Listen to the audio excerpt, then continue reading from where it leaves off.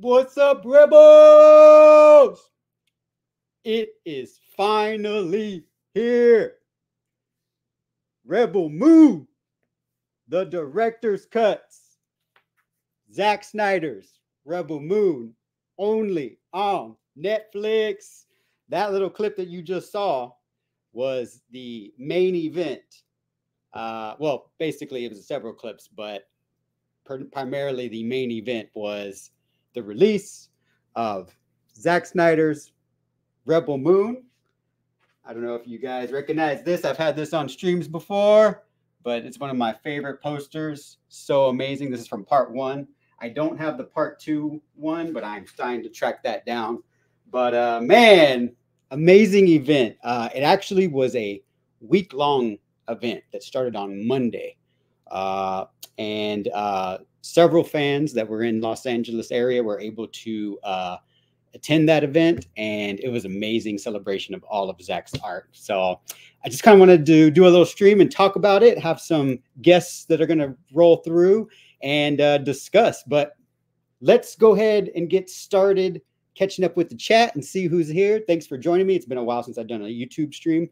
Always say that I'm not a YouTuber, and then ultimately, hypocritically, end up doing YouTube streams. But yeah, looks like first comment, shout out to South Cali guy. What's up, buddy?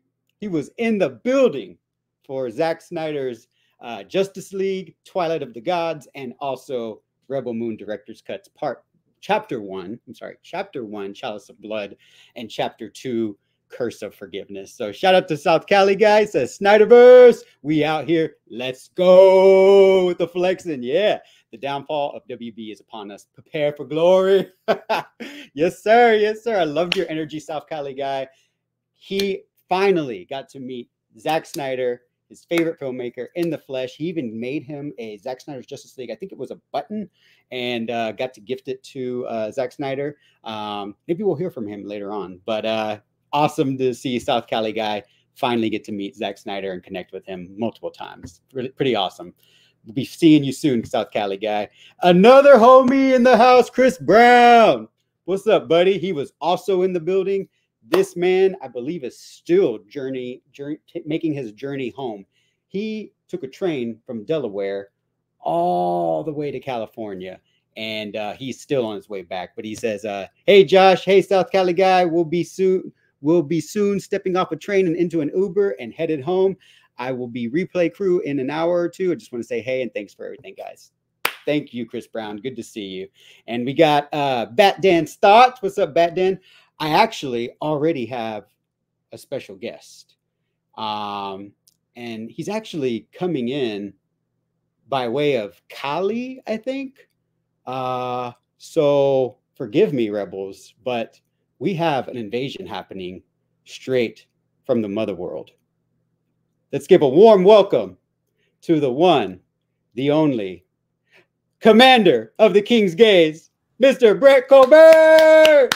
Woo! What is up? Thank you, Josh, for having me on. Thank you for being here, Brett. How are you today? Woo! That's the most important question we all need to ask. How are you today? How am I? Well, as I told you, I don't know if I'm fresh out of the shower after seeing Tarok shirtless the entire 2 movies.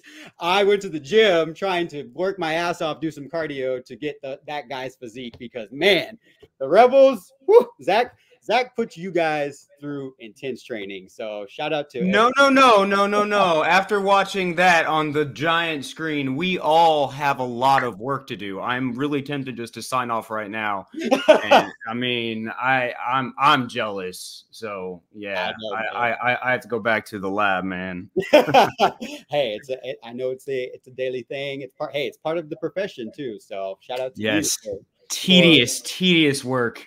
I know it's method acting, for the mother world, you had to kind of get, in that the prim and proper. Well, yeah, but I also think everybody who signs on for a Zack Snyder film, we all know, you want to be in your peak condition.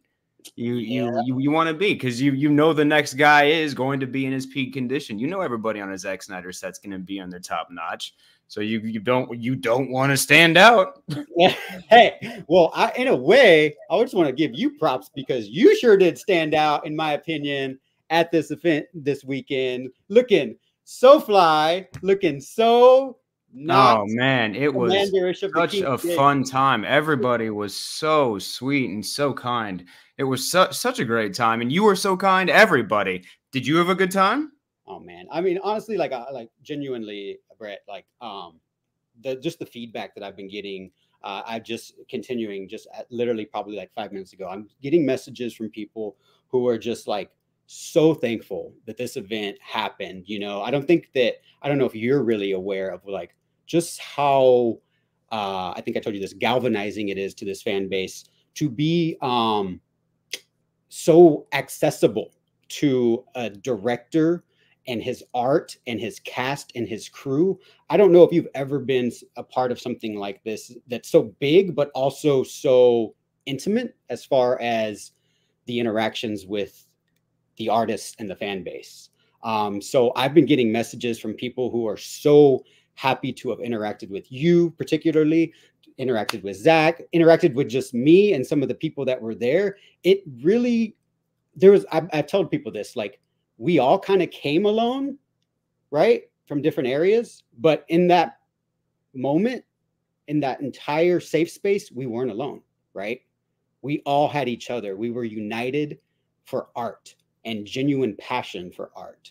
And I just want to thank you for being a part of that, because I think your presence really helped that experience. How did you feel about the whole? No, I think you're spot on. I found it very interesting. There, when we all showed up, there was, it's a group of people that don't know each other. Then everybody shows up. So everybody has this look, this very curious, like, one of us? Are we? Yeah. You're here for this too? Awesome. Great. You too? All right. Well, we're going to sit through this 4-hour movie for a second. Let's hope we get along. And then what was fun was directly afterwards, everybody has this giddy look like, did you just all watch what I just watched? That was amazing. And every single person had that exact same look on their face. And that was very exciting to witness in person. I think you could definitely agree with that, right?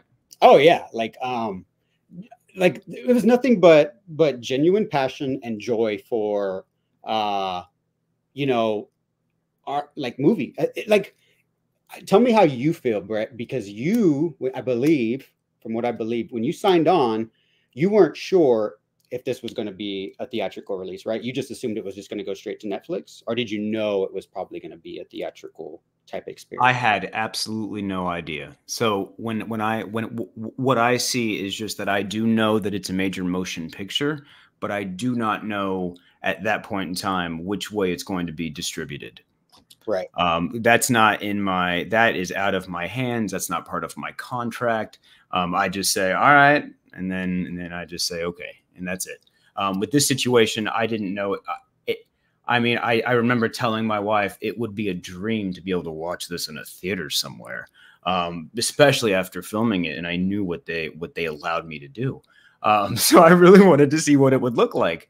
And then I think she was, it was actually either you or her who was the first one to tell me that it was going to be at the Egyptian. And I just went, no way. And then I'm thinking, oh, it's going to be in a small room somewhere. No, it was in the Egyptian. And just to be a part of that is for me as an actor. I love acting on the stage, but this will last forever. And I think that's also what felt important about it being at the Egyptian Theater.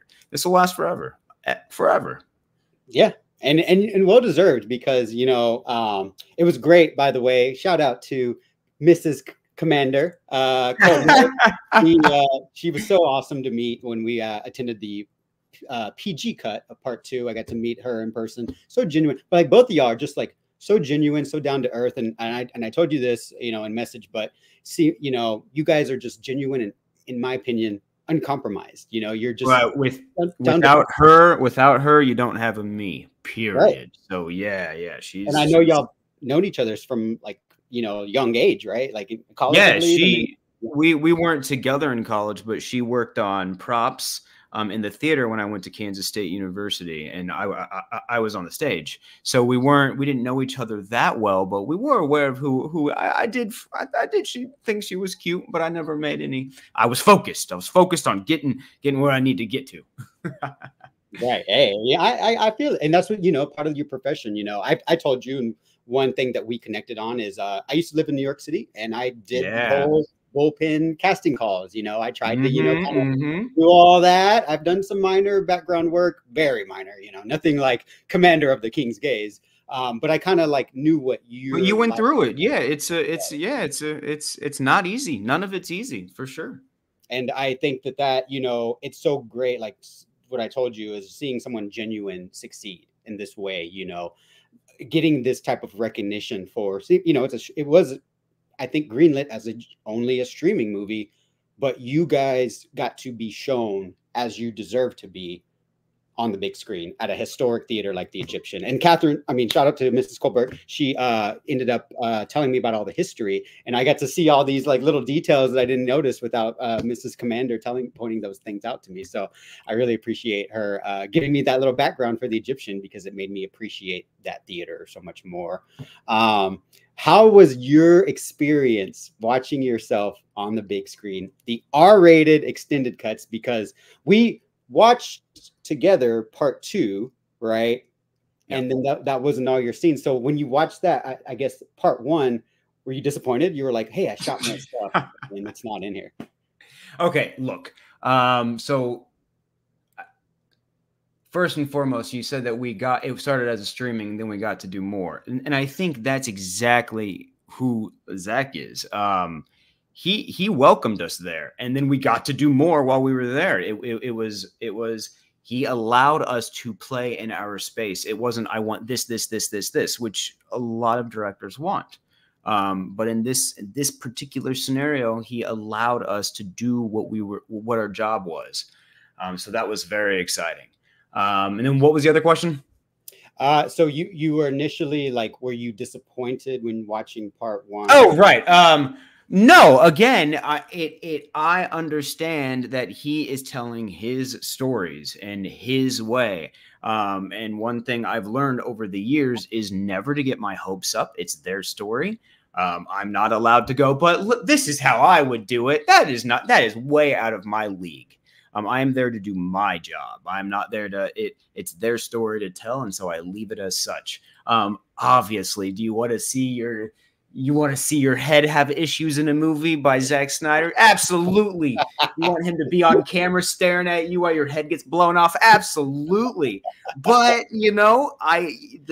I was going to be happy with walking on that stage, on that sound stage next to him. That's fine. But everything else, man, it's just more gold found in the treasure box. So I'm the lucky one. Yeah. Because I think, from what I understand, I haven't done any like background type work, but what I felt like, I don't know if this is still the feeling you get, but you're just a vessel basically as an actor, right? You're just kind of being told what to do, where to go, what lines to speak, and try to bring the idea that's in the director's head or the character, you're trying to bring that to life in whatever way you can. From what I understand, little tidbits you've told me, and if I ask something that's, too much, let me know, that's fine. But your role was not originally Commander of the King's Gunnery Commander, right? You weren't Commander of the King's Gaze when you first went in for auditions, right? Right. Well, so the way it works is they give us, I forgot what the exact term is, but they give us auditions. They give us sides. Right. Those are pieces of the script that everybody's going to get. So in this situation, so they're kind of seeing who can kind of do what. And so I thought that I'd be I had no idea that it was part of the Mother World at first, until down the road a little bit. But once I did find out, it was just, let's switch gears. I didn't expect you wanted me to go to the dark side, if you will. But it was a great journey to go that route. And I think, that they made their decisions. They knew what they were doing. my wife thought it was obvious that I'd be a bad guy. So, okay, fine. But no, I didn't know 100% which direction that I personally would be going, because also in my career, I play good guys and bad guys. So I wasn't 100% sure how villainous I was going to, you know, be needed here.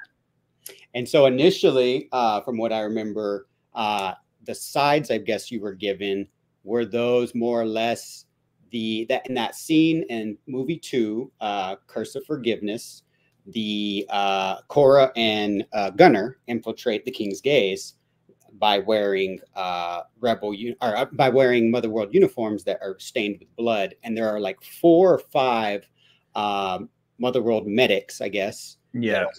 Tending to them. Was that the sides that you originally were given? It was somewhere in there. I can't give too much out, but it was somewhere in there. There was a different character, definitely. But it was. I did not know that it was going to be outside of those characters, that they were just gonna see me for that. So it was a nice surprise, obviously. And then I think that I really started to enjoy the world that was starting to unravel before my eyes. And it was, oh, this sandbox is easy to play in. I like this one. And also the other actors that I was with in those scenes, they felt like they were my shipmates. They were wonderful dudes. They were great. And so we all worked well together. And I think we were talking to each other actually in the trailers, and we realized immediately that we were going to hit it off. So that was awesome. That we were going to be able to bring that same connective energy into the ship. And I think that read. So yeah, it was great. Yeah, I think your camaraderie within that, you know, what y'all are functioning in your scenes, you know, when everything's so militant and very just structured and orderly, but you can see that, you know, that chemistry that y'all have. Yeah, yeah. Y'all must have bonded, I'm guessing, offset in between. Well, right, because there's 2 things happening. On one hand, we all went home and did our homework, which is, okay, who do we think we are? All right, you know, we're obviously some form of military in the sky. So we knew that it's a rule-abiding community that they have. And so that's where we all started, I'm assuming, in our heads, and then work from there. But then when you meet each other, you're like, all right, so we all have our own story. Now let's put these puzzle pieces together, and this is great. And then, oh, wow, we all gel. How is casting able to know that we were all going to gel like that on screen? And, you know, Matt had that awesome death. Matt had an amazing death. But yeah. And from what I can recall, so did you, even in the scenes that you weren't in, like I remember getting the pleasure of watching the movie with you, you're familiar with some of the other cast members that you didn't have scenes with, particularly one side character that I love is a Jimmy man. Oh! Marcus himself. He's a disgusting, vile character, right? That comes from the Motherworld, but like Greg is a great actor. Did you get to like meet other people that weren't in your, you know, actual trying to think. It was, you know, it was a lot at once. Obviously, you know, I had the pleasure of meeting and working with Sophia Botella. That was a lot of fun. How was she? What was that? How was she on set? She's very professional. She's wonderful. She, you know, not a second goes by where she's not doing something. Every second counts with her. She's highly professional and always ready. And she did not waste any time. It was such a pleasure. I learned so much movement work from her as an actor. To watch her work with such precision is unlike anybody else that I've seen in person. She is so confident and convicted on what she's going to do. It's fun to watch. And she's super sweet, super kind. And it was very funny because we had a little small gun issue where we lost one of her guns. And so we had to like find one of her guns suddenly before she killed me. So that was a nice little moment that her and I had before, you know. I think that's something I turned to you and I said, you know, I have a theory. I think that, you know, when Zack saw, you know, the framing of your face, he was probably like, oh yeah, that guy's face. Let's blow it off. Yes. He's going to these little binocular things. Yes. Slowly. But then when he's close up, when you see that head splatter. Yeah. I've been told I have a face that you just really want to blow up. So I'm blessed. And blessed. So I'm assuming, don't know this, but none of the actual effects were that was not practical at all, really, right? What was So there was some practical effects. okay. They had a very safe rig in front of me Okay. that blew some stuff in the other direction. It was very safe. And they obviously had it tested, and I think they just wanted some stuff in the air that appeared to be, you know, glass and fragments of the ship. But most of it was special effects. But there was a small acute little explosion that did happen. Yes. And then there was some safety behind me as well. And then I also had a stuntman, Owen, who came in and did the actual fall. Because my character does like explode to the ground. So I shot the part of it, and then he shot the other part of it. Because that's what he gets paid to do, and he's very good at it. Very good. They don't want to pay for your chiropractic bills, so no. In fact, I did fall on the mat a little too soon. They're like, whoa, and I go, I'm just testing it. I'm just testing. Relax. And they're like, okay. So they are so sweet. On making sure that if I move, they're like, you need a pad? No, I'm just thinking. But they're very kind. And Owen, my stunt guy, he was, oh my gosh, he was great. So just a great time overall. So seeing the actual like effects and all the blood splatter in the theater, what was that like? Seeing what was in camera when you shot? You know, oh man, a lot of fun, because obviously what you're going to do when you get cast in a Zack Snyder movie is at some point in time, before, after, during, you're going to watch 300. Right. You're going to, because you're going to go, you think it's going to be like that. And then you have to refresh your memory of what was that movie that, you know, when we all first saw 300, that to me, that was a different area of movie that I hadn't been a part of yet. My eyes hadn't witnessed anything like 300. For me personally, as an actor, as somebody who grew up watching all different eras of film, that was a different style that I went, ooh, what's this? And so I went back and watched that, and was super happy that the blood and guts were pretty similar in some areas. That made me very happy, because with 300, I was just, wow, I did not realize how bloody 300 was. Go back and watch, and you're just, man, that is a bloody movie. But, and also we saw it again in Rebel Moon, thankfully. that like everything in the R-rated, we didn't really get to talk too much about just like how they compare, but to me, this, you know, from that first opening scene with your, you know, ultimately your boss, Ed Skrein, you know, Atticus Noble going savage on all of Moa, I believe it's what it's called, or maybe Toa. I get them confused. You know, that kind of sets this tone for what kind of antagonist we're going to be having, right? And your group is the big antagonist. Yep. Exactly. That in this entire film, what I love about it is tone. Every scene has a tone. And a lot of it, too, is brought on by the characters. Noble, he has a tone to him. The moment he steps out of that ship, you can feel what kind of human being he is. And that's a lot of, and you can feel that the audience in the theater that evening, we could all sense that tone. And that's why there was the laughter, and that's why there was the cheering, is because that tone, it makes you feel an emotional response. And I thought the film did such a good job of doing that, whether it be music, the actual art, the filming, the actors. I thought they created beautiful tones, beautiful notes.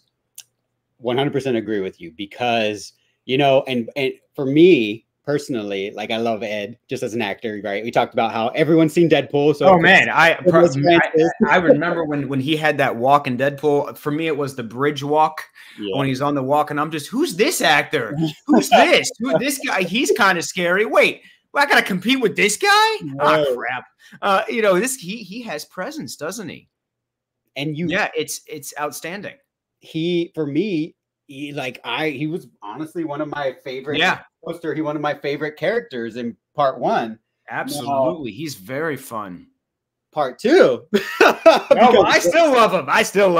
Part 1, the R-rated director's cuts, Chalice of Blood. I wanted him dead. Because of just what you see, you know, like I went from the PG cut being like, oh, he's cool. I like him. You know, he's cool. And I'm just like, oh, no, he has to die. And I want to say the same thing because you had an extended scene in part one of the director's, chapter one, the director's cut, because your commander is relishing so much more in the extended scenes by continuing to say your line, fire, fire, fire. And you have a look of glee on your face and just pleasure, like ecstasy, every time you say it. Like, as much as I like you as a person, Brett Robert Culbert, I was like, nah, you gotta die. Like, you were just so well portraying just a disgusting, you know, vicious guy. So how did you feel seeing that extended version of yourself on the screen be savage like that? I thought it was lovely. I don't know about disgusting, but okay, fine. Lovely was in my alley for my character. No, it was I cannot I am ecstatic that they did choose to use everything that I gave at them. Because like I told you before, you know, they did allow me to play a little bit with my lines. Just a little bit. And then, you know, if they pretty much, you know, they wanted more firing. And so I gave them what so in my mind, I was kind of, you know, imagining a planet that, you know, we were firing at. And in the script, I believe initially there, like you said, there wasn't as many lines. So you actually, because you met Zack and you interacted with him, ended up getting more lines ultimately. Yeah, we were able to find a few more lines in there that he allowed me to have. So that was really nice. But I was just glad that they were able to find a little bit longer of a scene in there as well, which I think, you know, just gave our film even more gravity to it. They, you know, these characters, you wanted to go and hurt them. Yeah. 100%. And that's, you know, when you ultimately see what happens to you in part two, I think that's just, it's, you know, because it all kind of carries over. If you know, if Atticus Noble is the avatar for what represents y'all, you know, you want every single person to get their comeuppance, you know, by Cora herself. And Arthur comes out and the Scar Giver, she definitely gives you a little bit of scar right here. Oh yeah, I mean, I think again, it's Zack kind of saying everybody on this ship is evil. We need to get rid of all of them. Yeah. And I think he does a great job of showing that. Like, no, we need to make sure that we go in that room and she straight up pulls up. It's a headshot. She's taking her time to make sure you're dead. And I think that's intentional. That's how she feels about the entire ship, not just one man. It's not just one single person. She has to take everyone out. Otherwise, you know, otherwise the villagers are, you know, susceptible to still. Yep, exactly. So she's worried about him. She's very thorough. And I think that you know, that it just made the stakes of the entire, like you said, the tone and the stakes so much more you know, grandiose and exciting. And I wanted to actually bring someone else on who had an interaction with you. There was actually a fan who was at the event, got to hang out and meet with you. I wanted to bring on my friend, Mr. Hayden Danger, making his debut on the channel. What's going on, Hayden? The man, the myth, the legend. Thank you. Very exciting debut. You know, this is my first time on a live stream too, so it's a big moment right now. And I'm carrying on my Corona tradition. Yeah. You know, so cheers, everyone. Cheers to you, Brett. Cheers. I don't know if you know this about Hayden, but Hayden is an awesome fan. We met at Full Circle. I actually met Hayden because of what he's wearing. I was, of course, dressed as Wonder Woman, but this man is behind the AFSP charity shirts. The Batfleck runs on Duncan. Thank you. Yep, that's it. Glad someone kept it. It looks good. Thank you for keeping it, you know, safe and pristine. I have a couple of these, so and hey, actually, those are limited editions too. So you know they're done now. He also created this, Brett, for AFSP. It is a Rebel Moon shirt. In a world of Imperiums, be a rebel. And on the back, it has the quote from Who among you is willing to die for what you Who believe? among you is willing? Yeah, nice. So just wanted to bring on somebody else to say hello. Someone else you might know. Where'd they go? He'll be back. But Okay. we got an apex in here, Mr. Leon of the New Geeks. Finally. What up? What's good, Brett? What's good, Josh? How y'all feeling? I'm doing great. Activated, man. How are you feeling, Leon, knowing that you were at an amazing event with Mr. Brett Culbert and seeing him on the big screen? Bro, it's always fantastic to be on with Brett, to meet up with Brett, hang out with the brother, you know what I'm saying? And it was good seeing him on screen. I don't know if you heard when I yelled, I was like, whoa, every time you was on screen. Oh, I appreciate it. Everybody was being super kind. So thank you for all the love in there. So Absolutely. It wouldn't have been possible without anybody. So thank you. For sure, for sure. That's the one thing. Honestly, one of my go ahead, Josh. No, you take it. I was just gonna say one of my honestly the funniest but favorite moments from part 2 was as sad as it was to see Brett get his head blown off. When we all when it happened and we all jumped up and we're like, no, type of a thing. That was so funny. Like, if you heard an oh shit, that was me. Yeah. I was like, oh shit. I was like, because I didn't even know, I didn't even remember that was gonna happen. Like you were gonna die. Yeah. And I damn sure didn't know it was gonna happen that epic. I didn't know that they were gonna go to the extent they did with Matt Nolan, who was the actor to my left. Or I guess on screen, so he'd been on screen, right? So my left. When they blew his head off, he's the one that says, "I have a wife and child at home." So all I saw was that, right? I didn't know they were gonna blow his head off. So from my perspective, to seeing it on the screen, it was a lot of fun to see him get his head blown off. That for me was by far a lot of fun. We all got families. Yeah, he's also a very sweet person and in person, so it was just wonderful to see his head blow off. It was great. As soon as Brett was on screen, I had a reaction. I was like, "Yeah, Brett, you still made it in the R-rated cut." I heard that. I said that at the reception. I was like, "Yep, there's Josh. I don't know where he's at in the theater, but yep, there he is." We know. Because Brett, when we watched the PG cut part 2, he didn't know if he was going to be in the movie, right? No, I didn't. My wife and I went to a dinner beforehand to kind of celebrate, and I was like, "We're celebrating, and I don't even know if I'm in the film, but we're gonna go watch it anyway." Yeah, that's just the nature of what it's like being. In the industry. Welcome to be an actor. There's millions of actors who just don't make it into films.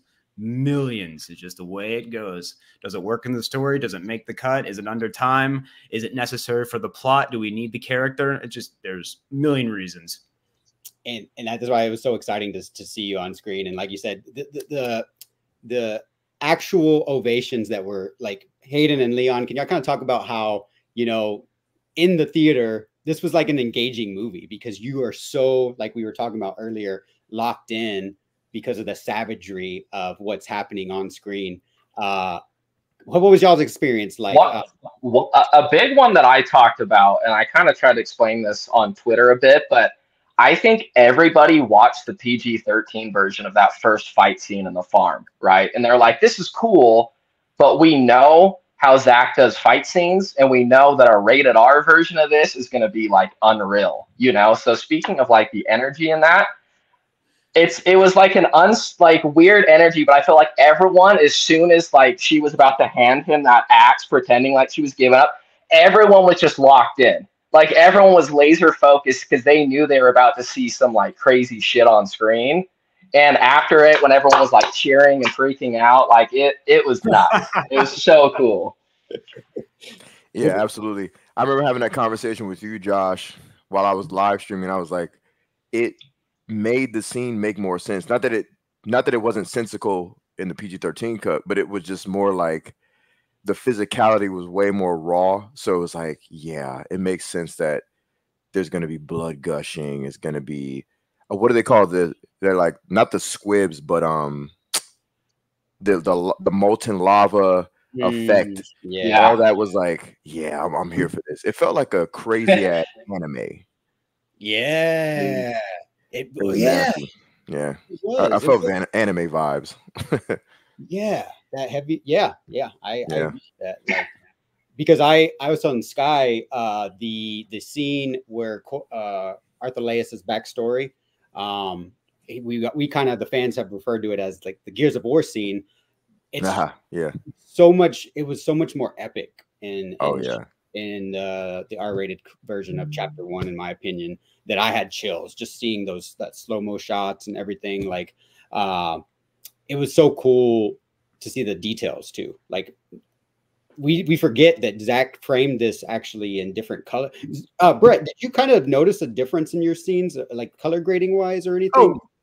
So I don't know if you guys paid that much attention, but not only, I don't know about color grading, because they literally use different takes. And I know it might be hard for you guys to notice that, but I know the feeling of each one that I did. And they used a few that are just slightly different. And I remember that too, that there was one of the cameramen. I remember he wasn't exactly in the same spots every time either. So they were really, so you're obviously getting a certain type of angle, but now that angle is slightly skewed, right? And so you can tell a whole different story with one slightly skewed angle, right? Yeah. Just a little bit. And believe it or not, our eyes feel differently about angles. And that's where people really don't really realize how you can tell a different story just by a different angle, just by how something is just slightly different, how a line is just slightly different, because that's the way you feel about something. And if you feel it, then our audience starts to feel differently about something. And that's what's cool about having two different films.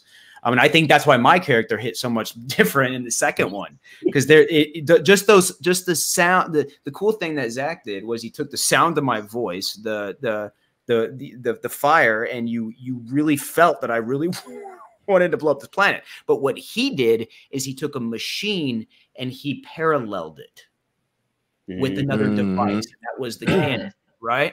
So paralleling it with that cannon made it amplified, made that feeling amplified. And that's art. He took two different things, put them together, and went, this is what it really feels like. And he gave us a feeling, which led us to believe, man, he hates that planet. He really hates it. And that's exactly how we all felt. Was, dang. And we all had that look like, he's not just blowing it up. Like, if there's a parallel universe, it's also blown up. Right. And that's what it felt like. Yeah. So anyway, that to me is world building, because now we know who these guys are, what they're about, and man, they don't really flinch before they do anything. Oh. I remember you and I had a conversation about that during the party, that the way your character felt like he was kind of relishing in what he did and put emphasis on each word. And it was like the fire just hit different. There was more fire behind the fire. I was like, damn, he's feeling this shit. Like, he really wants this planet up out of here. This is crazy. Like, he's been waiting to say those words for years, man. Like, he's like, oh, God, I finally get to blow up a whole planet. Like, thank you, Lord. Hi, Sean Franklin. I wanted to say something for a while now. I think what it is I think last time, Lan, we were talking about how I had an airport incident where this employee was all about their job. And that's how I really wanted to kind of create this character. What if there's a character that they are the manager? They're not really the boss, but they're the manager. So they are the Karen of their position, if you will. And that's where I kind of wanted to put this character in. Like, there's no bending. You can't ask him to go to the bathroom. Why? We're blowing up the planet. That's way more important than anything else right now. We're blowing up the planet at 6 o'clock, like we talked about. You know, that's what we do. And so for me, that's how it played out. And again, the cannon doesn't stop. I don't stop. We don't stop. And you did. I love that. That was like, oh man. Hayden, did you have any questions for the commander of the King's Gaze while we got him? I honestly just want to say, not as much of a question, but a big shout out to him, because I messaged him after this. But the fact that dude stayed for so long and just hung out and talked to all of us for so long, and just, Brett, like, your energy alone, dude, is just awesome. Like, you sit there and like you just talking and telling stories just lifted the entire energy of that group. Like, it was so fun to just sit there and hang out and listen to you, like, tell jokes, everything, how late you're about to run to from getting back and everything, dude. So I just appreciate how like involved you've been with everything. It's been amazing. That's how I think it should always be. Like, thank you. That's very kind of you. And it was wonderful to see everyone and to hang out with everyone. But here's the deal. Like, my story is my personal story is I've been at this since I was 15, right? And so because I came from a very middle to low class family, I also had this beautiful upbringing of watching films like we all did, right? You know, I wasn't granted a wealthy lifestyle. I got to do all the things. And so I have this neat perspective of going, I wonder what it's like to do the thing. And I know, does that make sense? What's it like to do it? You know what I mean? So if I can somehow bring that to some people and say, yo, man, this is the good, this is the bad, this is what it's like. Just so people can have more transparency on what the job is. What does a job entail? Because it is a real job. But I think sometimes there are certain people online that can sometimes misconstrue my job with their job. Because an actor's job is not to be famous. That makes sense? Right. Sure. That is not break that down for us if you don't mind. Oh my goodness, man. I mean, do you guys have any, like, and I'm not saying this like, do you know what I do? Oh, do you know what I do for a living? No, what I do compared to what it may be. Like, you always see like these funny things online, like what you think I do and what I actually do. That's very true. When it comes to me personally, every actor, every human being out in Los Angeles or wherever they are, Antarctica, Texas, they're all going to have their own life and own story is going to look a little different. For me, doing film and TV, my job is hustling every single day because I want this to last forever. And the reality is there's not a million stories being had right now like there used to be. So you're constantly going, man, where's that next story I can get on? Or we're all hoping that Zach makes more, right? And I'm not even saying give me something. I'm like, I'll throw me in the audition room again. Let's go. I'll play whatever you want, man. Robot, cool. Let's do it. Jenny, where you at? We'll do it. But our job is to act, and that for me personally, I've been studying that for as long as I can remember ever being in love with something. I remember I'll be honest, I played with G.I. Joes in the bathtub. Hey, we all did. Put it on the table. Hell yeah, man. All right. So I don't know about G.I. Joes got stuck in the like, laundry chute. I would split them up. We'd have good guys and bad guys, and I would just fight. But there's acting going on, like that was. And I remember going into school going, I have no idea what I want to do. Everybody's supposed to know what they want to do. And I don't know what I want to do. And so I had an audition one time and I went, that was really fun. And that's been the game, to figure out how to do. And that's my job. My job has always been figure out how to do. And once you get to fall in love with that job of figuring it out. And guess what? You don't. So that's the struggle of an actor, is going, I hope I get more text in front of me so I can continue to discover more. And I don't want AI text. That's not what I'm talking about. I want another human being. And now at my age, I want to see, I want those writers, I want the more I grow, I want to be reading people, also humans that have grown. I want to read their writing. I want to work with directors who love this as much as I do. And that's what this job is. You know what I mean? So it's not all glamorous. For some people it is. For me, the type of actor that I am, the type of roles that I do, I play funny, I play not funny. You've seen, you're going to see more. My next role, it's a love story. So, that's going to be a whole different ball game. And it's always going to change because I don't ever want to get pitted. Yeah, that's my job. I respect it. Wanted to take a minute to welcome Mr. South Cali guy to the panel. I'm sorry, man. What's up? What it do, South Cali? For a minute, but you didn't show up on my screen, I guess, because there's so many people, and I was like, "Oh shit, let me So sorry, man. Welcome. No worries. How you feeling? Thank you. Dude, I'm feeling good. I got the Rebel Moon shirt going. I'm watching Rebel Moon right now, part 2. We're good. Just chilling. I'm enjoying the conversation. Yeah, man. This weekend, it was like, dare I say, damn near magical. because I never thought I would get the opportunity to meet Zack, just being honest. Like I'm always going to show support for the man, because that's the bottom line. I'm here for the guy. Like whatever I can do as a fan to show my support, I'm going to do it. If I should ever meet him in person, that's just like the icing on the cake, basically. And the fact that I got to meet him, it's literally top 10 moments of my life, without a doubt. Awesome. That's literally That's what's up. that's literally one of the, you know, and the fact that it was Netflix that actually made it happen. Like literally, it was, I have to thank Netflix. Without this, without them doing what they did for Zack, I'm not there as a fan in person to say hi, like literally to say thank you to him.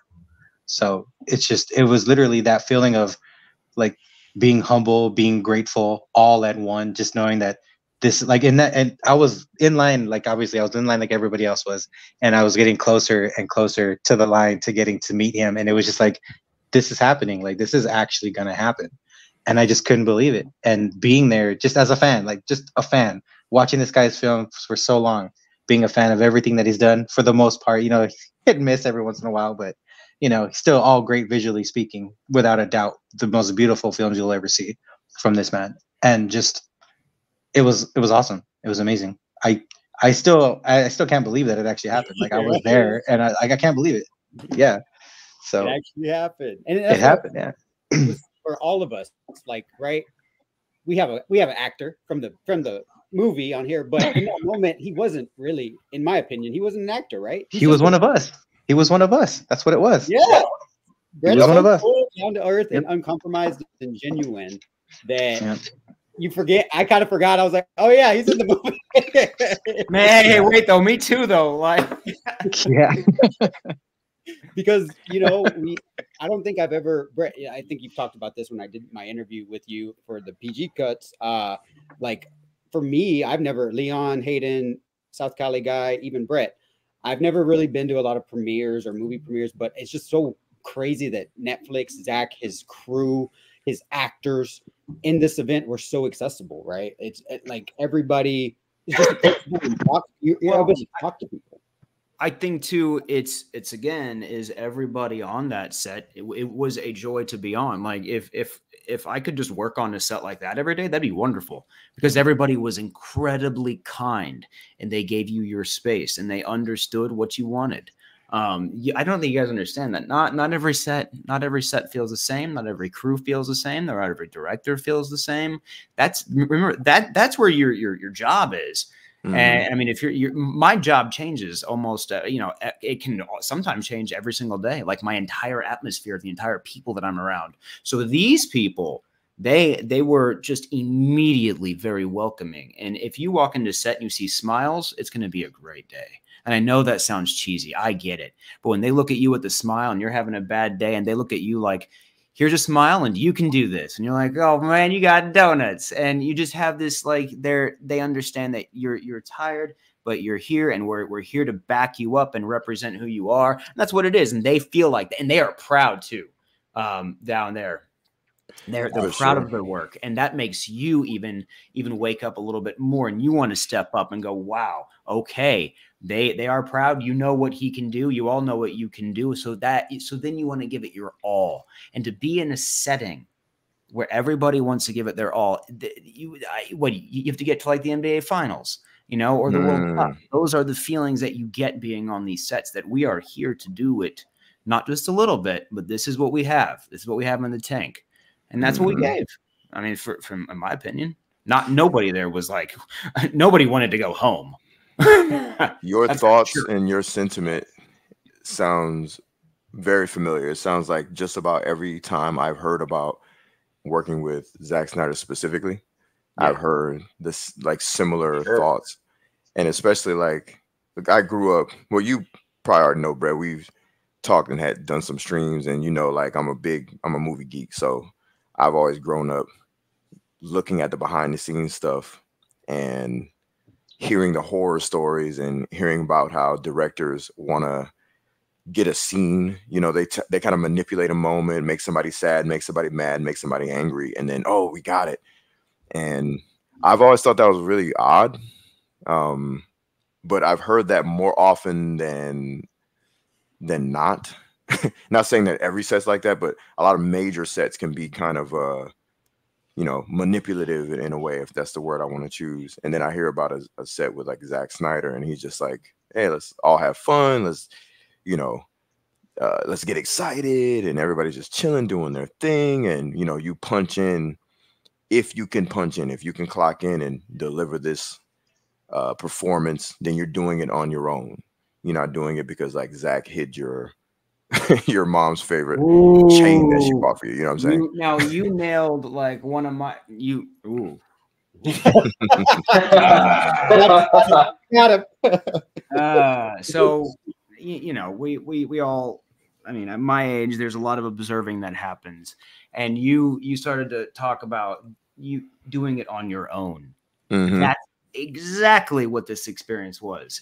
Every single one of us had our own job, and they were all proud of it, and they all executed it, and they all showed up and wanted to do it. And that's what I mean by they had smiles on their face. They're like, oh, I got to be at work today. And they're like, oh, wait a minute. You just turned that gotta to like, I get to be at work. And it changes the entire, because then you're creating art, right? You cannot create art if you don't want to be there.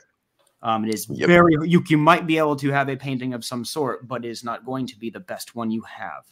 And so trying to instill that type of passion into people is very difficult, in my opinion. Having people to show up in today's world, I don't know why that is.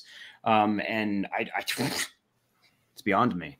I think, if just to tap on that last part that you just said to answer that question, I think it's because it's going to sound cliche at this point, but I think social media plays a lot of it into it. I think there's like an air of narcissism going on with people where we all think that we're the main character of everything. And like, if I'm a hone in on the night that we all hung out, like we all were just the bros, just acting a fool, being goofy, being cool, being chill, being enamored, being just going wild with many different stages of emotion and expression. And none of us were like, you know, I'm the guy, because Brett very well could have been like, bitch, I'm in this movie. What you mean? You know? But he was just one of the homies. And it just showed like that there's still hope in society. But, you know, just to answer that part of the question that you just said, that last part, you just sparked the thought there. I'm just happy to have that moment that we're all just the bros after a movie. You know what I'm saying? That you happen to be one of the actors and one of the stars in. So that was cool. Yeah, that's what it felt like. And it was that, I mean, for me, like we don't get to have those opportunities like we had to. For me, being a 90s kid, for me, it was every Friday. It was, yo, you're going to see this. And then, yeah, let me see if I can be there. Let me see if I have my $20.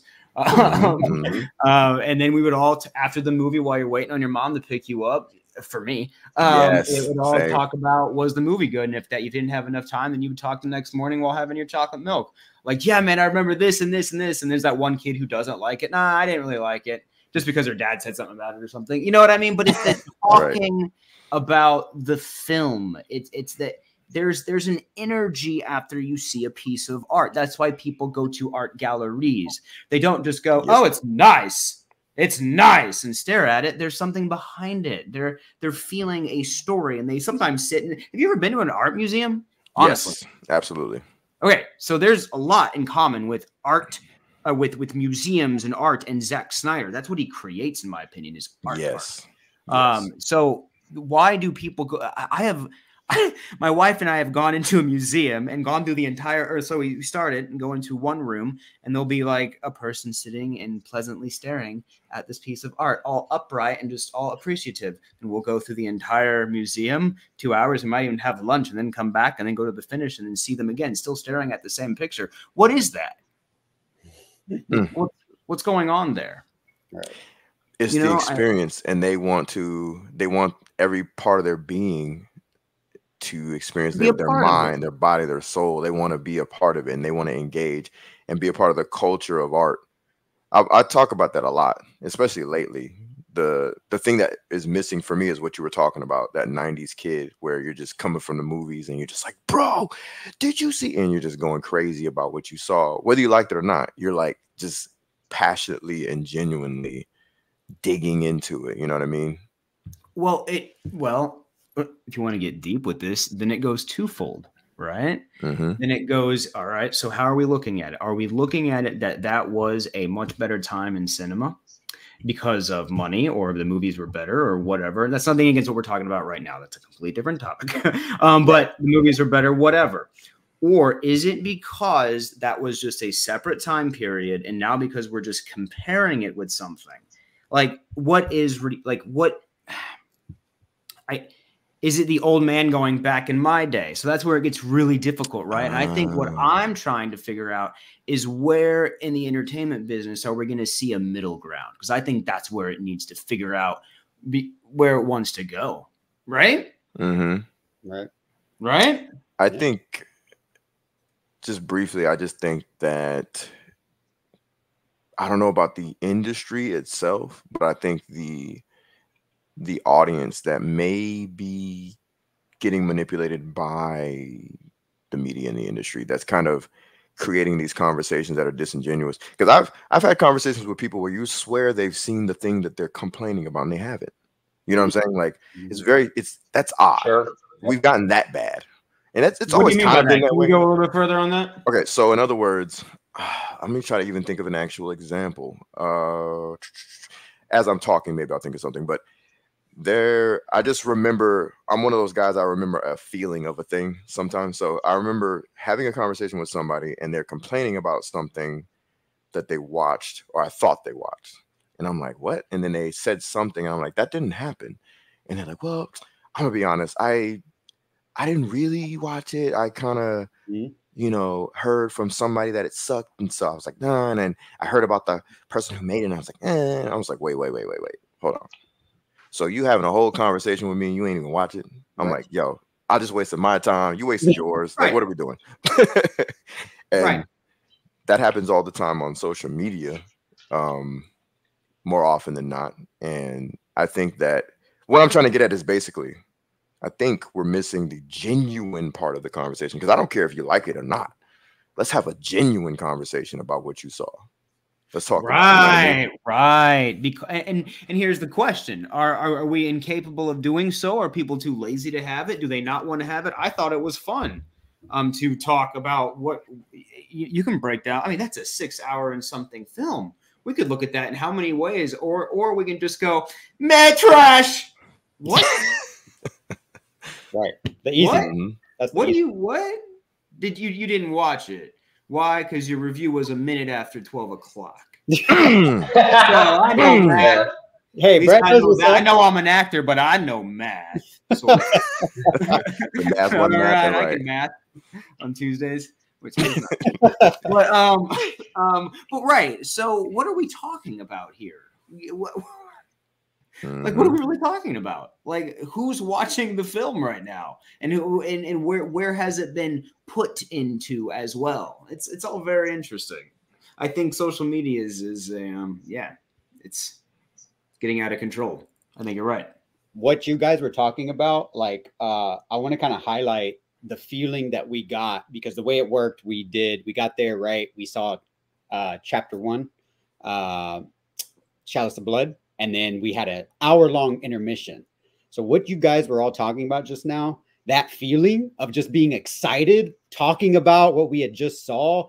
We had a huge, plaza with like free food, free booze, photo booths happening, people taking pictures, meeting Zack, he's signing autographs. What was it like for you guys? Did y'all have that same feeling like you were talking about when you were younger, or kids and just moviegoers? I felt like that this Netflix event recaptured that. Let's start with South Cali guy, and then go to Hayden, and then Leon and Brett. How did you feel about that intermission, South Cali guy?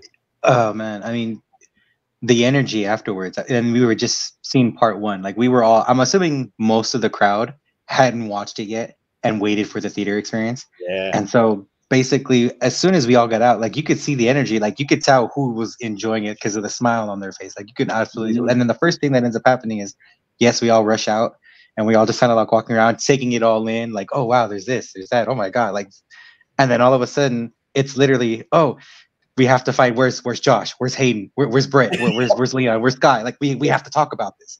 Like, that's what it was. You could tell that fans were thrilled, if not overjoyed, one, to be there, but two, to actually, they were watching something they wanted to see. Like that was the beauty of it.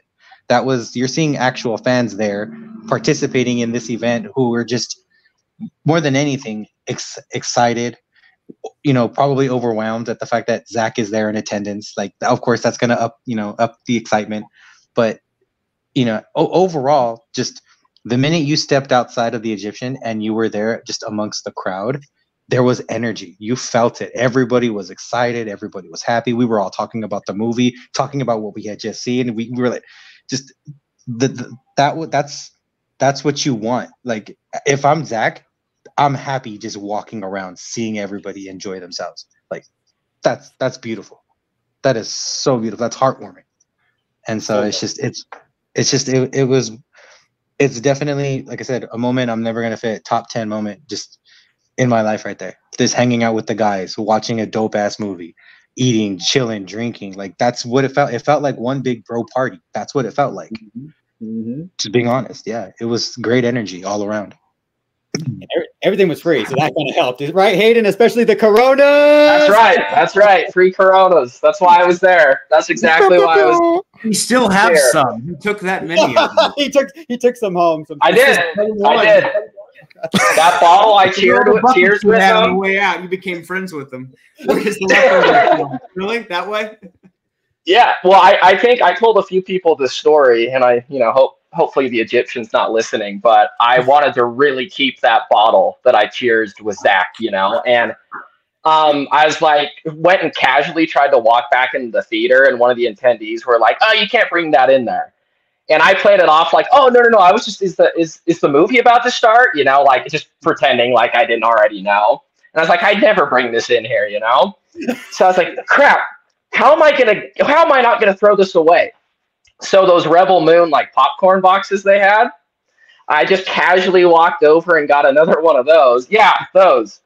Kind of dumped out a bit of it, just enough to fit the bottle in it. And then, proceeded to walk right past the lady, little shaking, a little terrified, acting like I was eating the popcorn. Meanwhile, I was like balancing half a Corona with a line in the box for like 3 hours. But it made it home. We got it. Mission accomplished. That's right. That is hilarious. Zack Snyder. What was it like for you getting to? So, what did you talk about? Let's do it, because you talked with Zack a minute about James Bond and beer. Or something. Oh man, yeah. So I figured, which I want to point out about that too, because as much as it felt like a party and everyone was having a good time, I think one thing that really meant a lot to me and stuck out is that guy, through Thursday, Friday, and Saturday, had been spending hours taking photos with people, meeting with every fan, making sure everyone got a photo and a video. And I think one thing that stood out to me is that when it came to that break, you had a courtyard full of over 100 people all there for him, wanting to get as much attention from him as possible. And it wasn't like I'm going to hang back or I'm just not going to go out. You look, he's in the middle of the courtyard with a beer, just talking and having a good time, like anybody else at that whole event. And I think that was so cool. That to me, I don't know how too many people who would do that, especially celebrities. I think that's. But yeah, for my question though, it was kind of two parts, because I don't think I've told Josh or many people this, but that really buff Amazon from ZSJL, the one that holds open the door and everything. So I actually work with her. Her name's Brooke Entz, and I work at I manage the gym that she does a lot of her work out of, and they're based out of where I'm from Utah, right? So part of the conversation was about that, and him going back there, and that he's actually working on building a house there and everything like that. So I figured after I had seen him for the third time, I was like, I'm going to try to carry on a bit of a conversation instead of keep annoying him with my random questions all the time. But this is the James Bond question was real nerdy, but I had to know. And if you're a fan of that franchise, and a lot of those people who are fans, oh yeah, as much as we go out and buy the Rebel Moon merch and everything we can about Justice League, the Bond fans do the same, but it's all about like the clothing he wears in the movies, like the shirts, the watches, everything like that. And one thing I've noticed about that dude, I mean, everybody knows he has that really nice Aston Martin. He has the Land Rover. Absolutely. He has like, so the more I've been in that and the more he posts, I keep sitting there like, this dude's got the Aston Martin. He bought the Land Rover. He's wearing the same leather jacket Daniel Craig wore in the last Bond, the same jeans. And I was like, I just had to ask, like, dude, like, what's going on? Like, I feel like you have this obsession that I kind of do too. And I just got to know, is it there? You know, and I feel like he kind of gave like a little bit of a, oh yeah, I kind of like it, you know, it's whatever. But I just sat there and I was like, yeah, like I don't know too many people who buy two of the same cars that he has and just plays it off as like, oh yeah, I kind of like it. You know what I mean? But yeah, that was a cool experience. And I mean, massive thank you to South Cali and Josh, because they were both recording me having that interaction. And that video I have of me cheersing him, I took like a screenshot of the photo, and I kid you not, like all day at work, I was just sitting there when I was supposed to be working, just looking at my phone, just smiling at that photo like the entire time. It was great. I mean, yeah, I actually connected with Hayden. Correct me if I'm wrong, dude, but at Full Circle, yes, yep, the first day, Man of Steel Day, Zach was wearing the Bruce Wayne shirt. Was that what you pointed out? So yeah, I did. Yeah, from Zack Snyder's Justice League when he's meeting with Diana in the hangar, the Wayne. Yes, the black shirt. Yeah, Hayden told me, he was like, "That's Bruce Wayne's shirt from that movie," and I was like, "Wait, what?" And then Hayden at Twilight of the Gods was like, "Can we take a minute to look at Zach's amazing shoes that he's wearing?" Like Hayden has an eye for like fashion. He's a true gamer. That was one of the first things I noticed was those shoes too. I was like, oh shit. Yeah. Okay. Like all chromed out for anyone who didn't see it. Like he came in with like these like chromed Adidas, just full on like the most Elton John style, like loud shoes imaginable. Yes. It was badass. It was cool. It was so awesome to see that. Like Leon, what did you think about how that intermission went? Like, what was your energy like? Did that recapture kind of what you guys were talking about? The feeling of just like being an old school 90s movie fan? Yeah, absolutely. But also for me, it captured like kind of my ethos for like what kind of inspired me to do what I'm doing currently now with like, you know, streaming and podcasting, etc., is a new perspective on the modern day geek, because we're always kind of looked at as, and look, I'm going to preface this by saying, if you are the opposite of this, okay, it's fine. Okay. I'm just saying that there's another representation of geekdom, and it's guys like, as you see now, you know, guys with families, with beautiful wives, with children who, you know, keep themselves together. Like Zach is a total fucking geek, but he's also a total hunk. You know what I'm saying? You can be both. Sure. Right. Yeah. So that's what I've been talking about, a new perspective on the modern day geek since like 2017, before I even knew I was going to be doing this. Right. Like I was like, maybe one day I'll kick off this little brand or whatever, this little culture of harkening back to like being a guy who, you know, played basketball, played sports, and chased the girls and work out and went to the military and still was clutching a Batman comic. You know what I'm saying? Yep. Like I never let that go. People were always like, they used to call me Bruce Wayne all the time, because I don't give a damn how cool you think I am or I think I am. I'm not going to let go of this passion that I have for characters. Right. And one of them just so happened to be my favorite, and that's Batman. And so that event made me feel that. It made me feel when a buddy of mine named Aaron, that's what's up, South Cali. A buddy of mine named Aaron, he owns, or owned until 2020, this one of the greatest comic book shops in all of Florida, called A Comic Book Shop. And it, inside of it, was this like bar speakeasy type of thing. And it was dope, bro. Like you saw guys just like we are right now, just dudes who like can pull the ladies and spit game and have some swagger, and at the same time talk that nerd shit.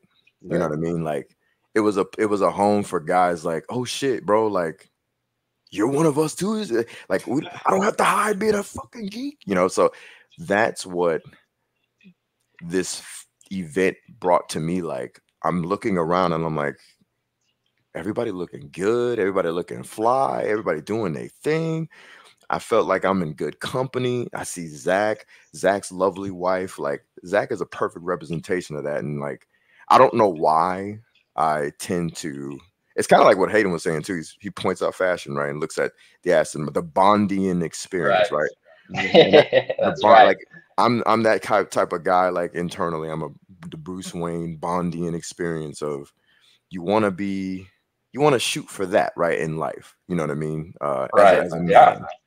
And so when I'm at this event, I'm like other guys, other gals, just like me. We're the bonding experience here with Zach.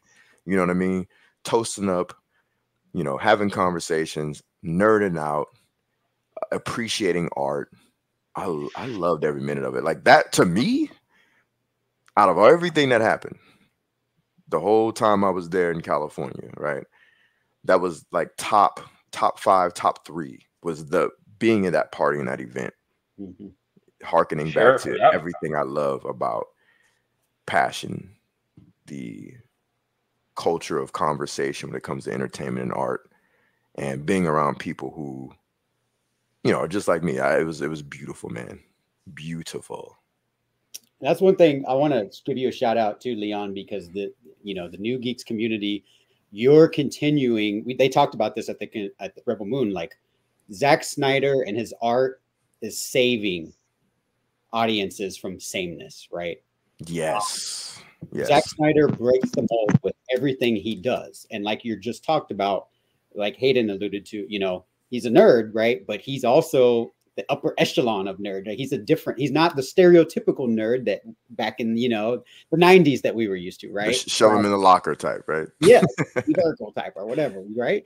And so you are cultivating this community with your YouTube channel and your online community. And so, and you're carrying on that Zach, you know, idea and saving us from the sameness and breaking that stereotype. So shout out to you for doing that, homie. I really appreciate for sure. I'm not trying to act like what I'm doing or anything is like hyper important, but like it's important to me to a degree. You know, it's important. You know, I want to be self-aware, and I don't want to be like, you know, patting myself on the back, but you know, because I'm just some little dude in a little channel, right? Little old me, whatever, right? But you know, at the same time, like, nah, big me is like I'm here, and I'm glad I got other guys that are big themselves. You feel me? Like the brother Brett, the brother Hayden, South Cali, Josh, y'all, you know, the homie Sky, the rest of the community. It's dope, man. Real quick, shout out to Chris Brown, who yes, yeah, that brother for there. Sure. Oh, yeah. I sent him the link, but he had some delays on the train, so I'm not sure if he's in between that. But he this brother came on a train, and he's definitely a representation of, like, you know, the modern day geek. You know, married. You know what I'm saying? Guy obviously keeps himself together. What were we gonna say? Oh, can you just? I don't know him that well. Can you like tell me more? Oh yeah. My man came from. You know what, Josh? He came from Delaware. So yes, go for it. After Full Circle, super awesome guy, just reached out to me on my Brett, you know about my old Facebook and all that drama on being disabled. So he just reached out to me. He was like, "Hey Josh, you're like a fan."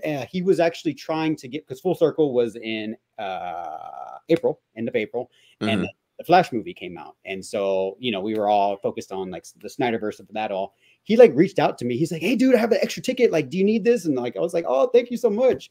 He thought, I think him and some other people thought I was LA based. And I was like, no, I'm a Texas boy. And so he was trying to like hook me up with like an event pass or something. So we just started, you know, connecting, and He's been in Sky's chats. He's been in some of the community's chats. And so I knew Chris Brown was not a fake account, but I think a lot of people in our community, like Sky particularly, was assuming that this was a troll account, right? Because I never knew that Sky thought that. I never said anything. And so I guess he actually met Chris Brown in person. So Chris Brown, don't want to put him too much on blast. He was actually supposed to be there for ZSJO, just as gray version. But the train he was on, the train in front of him, luckily not his train, derailed. Oof, and so it was a big thing. So, you know, I did not know that. I knew that it stopped, but good Lord. This is why I had you explain Chris Brown. Yeah. I know you knew all of these. Good God. Delaware, Brett. So no, he was incredibly kind. I just didn't, he seemed like he really knew everybody, but I didn't like, he seemed like he knew me and I didn't know him that well. Yeah. You're really nice to me. Okay, we can be nice with each other. That's fine. But and then like afterwards, I was like, he posted a picture and I went, the nice guy. That's why I was like, hey, who was the nice guy? Because he was really nice. But honestly, when he approached me, I thought he was an actor.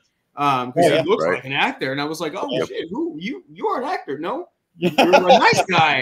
Okay, Yeah, it's because of him that he got the video for me. Yeah, he got the video for me for meeting Zach. He's the one that recorded it for me. So I was like, cool. Guy's awesome. His story getting there was when he told it to us, we were like, wow, it's amazing. I actually sent him the link and I told him about this too. But he just like right before I went live. Sorry, I was a little late. But he was telling me that he's like, yeah, we're delayed. I don't know if I'm going to have a signal when you're live. I'm sorry. He's like, that's why he checked in the chat. But if he joins, maybe we can welcome him. But yeah, he's still on his way. He still hasn't gotten back to Delaware. He's still on the train. So, but that just shows you, Brett, like what genuine, passionate fans, right, are willing to do. Fly across the country like Leon. Like I don't know if you flew, Hayden. I know South Cali guy was local, but like I flew, you know, this guy took a train, whichever way he could to find a way to get over there. And that's what Leon's talking about is like, these are dedicated people who love art. And so how does that make you feel, Brett, knowing that people actually came to see the piece of art that you're in and then getting interact with these fans during intermission? What was that like for you in that whole event? Well, I've been hearing every single one of you go around. I mean, up until this point, I mean, truthfully, it's been surreal. So your guys' perspective is fascinating to me. It is. No, it's beautiful. It's beautifully fascinating. Let's put it that way. It occurred to me, you have moments of identity crises, if you will, in your life. And it occurred to me about 6 years ago that I went, Brett, you're an actor. And I know that sounds strange. But what that means is I've been living a life chasing acting. Like I do it. I love it. It's my, like and I never really had an opportunity because of how much I had to sacrifice and in order to do what I do. I didn't have opportunities to really be a fan of anything. So getting to take a moment to put on I can be on hold for this because like this is a learning thing. I can go learn for this, and getting to go be with you guys and seeing how passionate you are. Honestly, it's more fuel for me as a person to keep going. Because in today's world, it is hard. And with the politics of today, it makes life a little tough. And so with you guys do so much, and I hope that you know that that's what I got out of it was. Holy moly, look, this is real life. These are tangible human beings that are just amazing people. That's why I'm here, because you're great people. You know, right? Yeah. And so that's a whole circle right there. You guys win, I win, right? It's because it's just fun. At the end of the day, it's fun, right?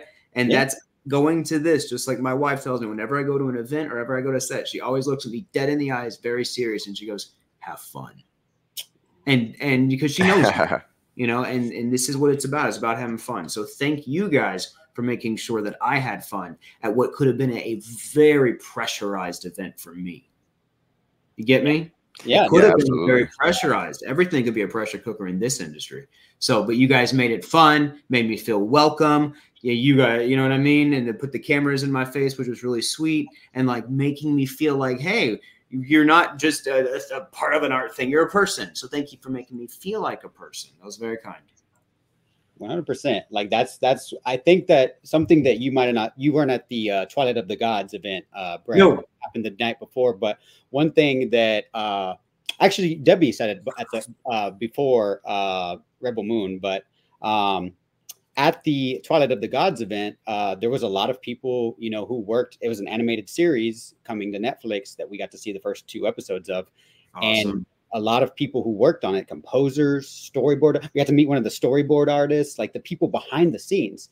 The Snyders they make sure these people attend these events, and a lot of people that were actually, you know, working on Rebel Moon or Twilight of the Gods were at these events, even though we might have not known. We had to actually, just by talking, I was just talking. Oh, actually, the storyboard artist took the picture of all of us in front of the banner. And then I was like, oh, do you want me to take one of you? And he was like, yeah, that's cool. So I took it. And then I was like, oh, check it. And he's like, oh, it's fine. It's fine. I'm a storyboard artist. I'm sure it's fine. And I was like, wait, did you work on this? And he's like, yeah. And so then we were all like, whoa. And that's one thing, Brett, that, you know, the Snyders, I think, remember is that you're a human, you know, you have this craft, but you also want to see your craft too. So like a lot of people that worked on Rebel Moon, like other actors were there. I saw the Milius actor, Elise, was there. I didn't see, but I heard Eris, the actor who plays Eris, was there. Sky Yang, and I believe Kirk Johnstead, DJ, was there. Visual effects artist. So yeah, and not to cut you off, but because the way that Zack presented this was this isn't just it's a blip series. This is an epic movie, and that's what it felt like. That's why everybody was there to celebrate it, right? Weren't we all there to celebrate? Like we all could have gone home, turned it on, got our favorite drink out, and been all safe and so. And we would have gone, you know, we could pause it whenever we want to make sure life is perfect. But we didn't. We all had to be stuck in this room together for 6 hours. But we all did that to celebrate all of it and yourself at the same time for being there and for sacrificing whatever was necessary to sacrifice to be there. That's awesome, guys. Yeah, it felt like a party from beginning to end. It was a party. Yeah. Basically. Oh, yeah. It didn't feel like 6 hours to me, did it to y'all? It went by like super, like way too quick, honestly. It didn't for me either. It felt like a big ass party. Like I was like, this is my vibe, yo. Yeah.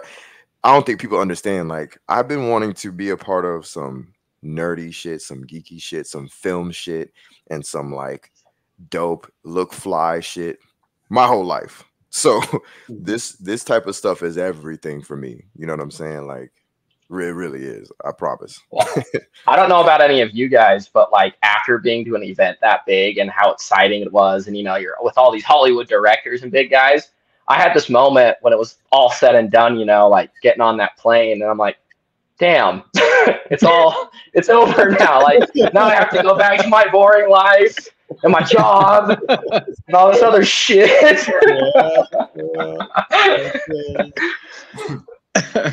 I felt that. This withdrawal. Basically, right? But remember though, too, that they all have jobs too. Like it's not everybody's going back somewhere. That LA is not party every night, party every day. No, like not for everybody. That's for dang sure.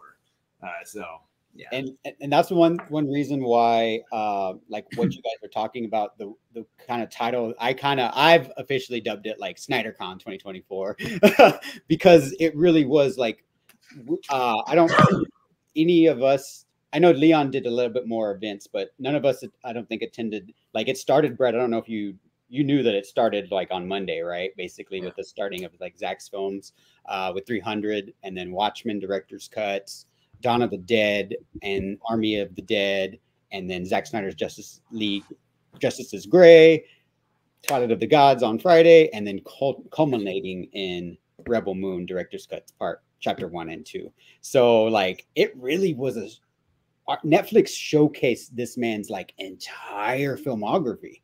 And what you mentioned, Brett, like the entire time we were watching it, Brett was like, oh, this part reminds me of 300. This part reminds me of 300. And like Rebel Moon, we've talked about this on other streams with the fandom. There's elements of so many of Zack's art in Rebel Moon if you really know his craft and his style. So I think it was awesome. Like, I don't know if you guys want to talk about, like, did y'all pick up on anything? Like, were y'all seeing things from other Zack movies in the director's cuts? I'm gonna say this real quick, and I gotta mute myself because I gotta grab some stuff. To me, this franchise so far seems like the culmination of his like entire career. You know what I mean? Yeah, but absolutely. I'm gonna let y'all take off from there. I'll be right back. South Cali, you wanna weigh in? How do you feel about the whole? Yeah, I mean, basically a lot what just Leon just said. Like, that's what it felt like you were watching. This is for better or worse, this is Zack's baby. Like, this is what he wanted. Like, from the, if you could probably say from like the get go, since he said it, even I think he even said like the idea came from him being in arts or the art center school. He was in school and he was like somebody told him like, pitch me a movie, and that was his pitch. So that, you know, this guy's had this film in the back of his mind for the longest time, and it literally throughout his entire career literally led to this moment. Like, this is what he wants us to see. Like, this is came from his, like, you know, his brain, his vision. This is what he wanted us to see, and you can see it as you watch it. You see, you know, bits from this movie or bits from that movie, 300, you know, Man of Steel. You see all of it in this film, and yet you're still like, I know it's coming. Like, I've seen a shot just like this before, but at the same time, you're like, this looks so different. This is not like that at all, but I see the similarity, and that's the beauty of it. Zack could give you the same shot, but literally make it look and feel completely different altogether. And that's the beauty of what he can do. And when you're, again, like just this weekend, I think that scene where in part 1, where they're showing Arthaleus, the Scargiver, they're showing her one of her fights. And it's like that huge panel, like the huge widescreen shot. And you see, and like, just there's people are shooting left and right. You see all the lasers flying, and it's in slow motion, and it's panning in. And I was just like, I can't believe I'm watching this on the big screen. Like, it was beautiful. It was mind blowing. And as a fan, this is what you want. This is what you want to see. You want to see the stakes, you know, be lifted, being on another level like you've never seen before. And it was beautiful to watch. And it came from the mind of Zack Snyder. And that's why we were there to celebrate. And, you know, like the minute I got out of the part 1, I immediately was like, I have to talk to somebody. I need to find somebody I know immediately. I have, like, who am I going to talk to? And it's just, you knew that this was magic in a bottle, because I had never seen sci-fi like this, period. I've never seen it taken this seriously, never seen it look this good, never seen it be this sexy. Like, it makes me mad when everybody compares it to Star Wars. I'm like, fuck you guys. This is not Star Wars at all. I don't get Star Wars, especially when you watch the director's cuts. You just don't.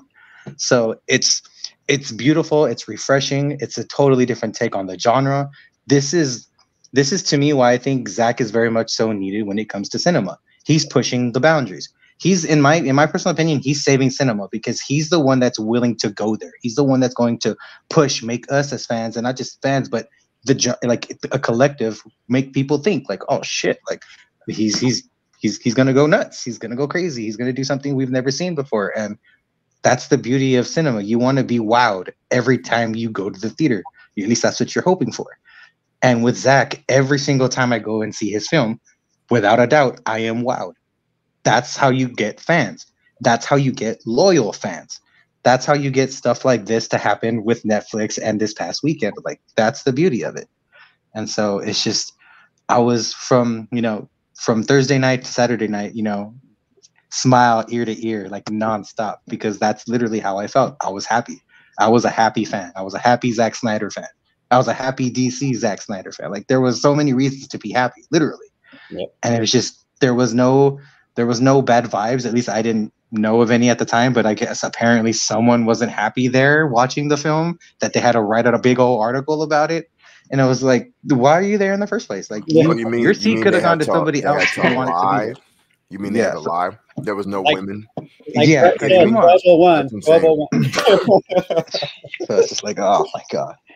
But yeah, I mean, it was definitely one of those moments, those life moments that you're glad you could be there for. Like, that you were so happy. Like, I know I missed Full Circle, but you better believe I made up for it this time around. Like, it was so much worth it. Yeah. It was so awesome. I was so happy to see you connect with Zach South Cali, and your energy and presence during the intermission was, you were so excited. You know, you had your Corona in your hand. You're like, oh, yeah. Corona. And I was like, oh, yeah. Yeah, for sure. Speaking of Coronas, Mr. Hayden. Somebody say Corona? You like my little segue there for you?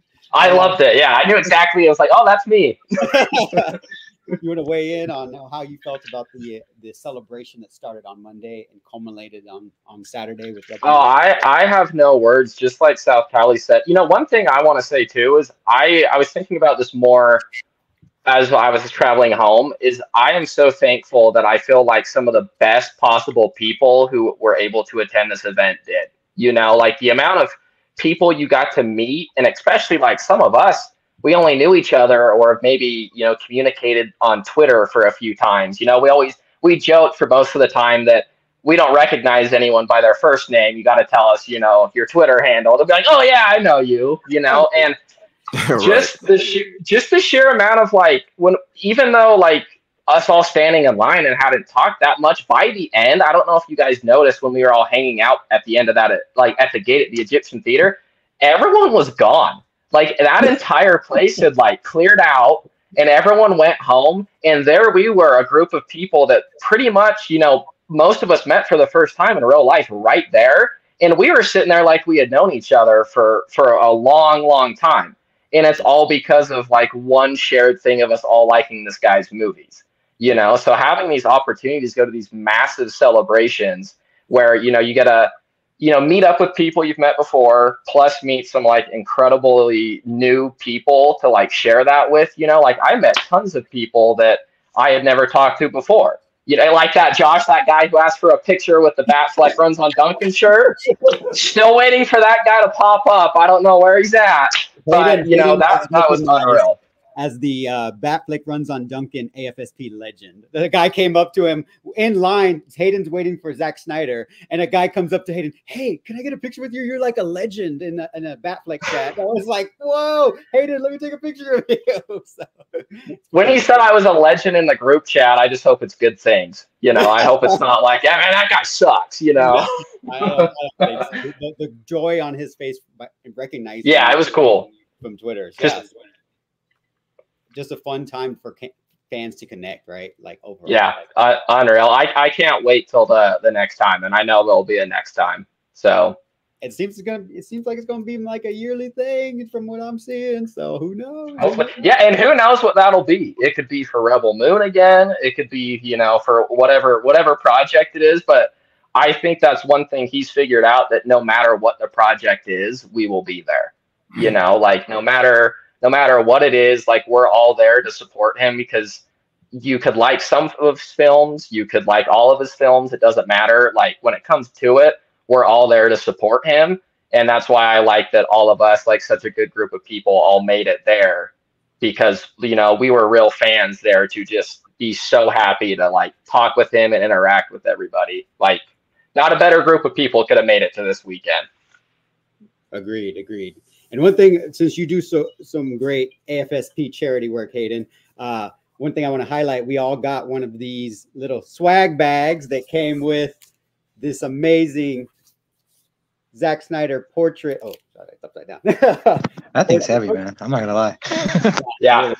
And so we're talking a lot about what happened outside, but in the theater lobby, like Skywalker and Leon has shown on their live streams, they had all of the pictures that Zach took from this book hanging on display.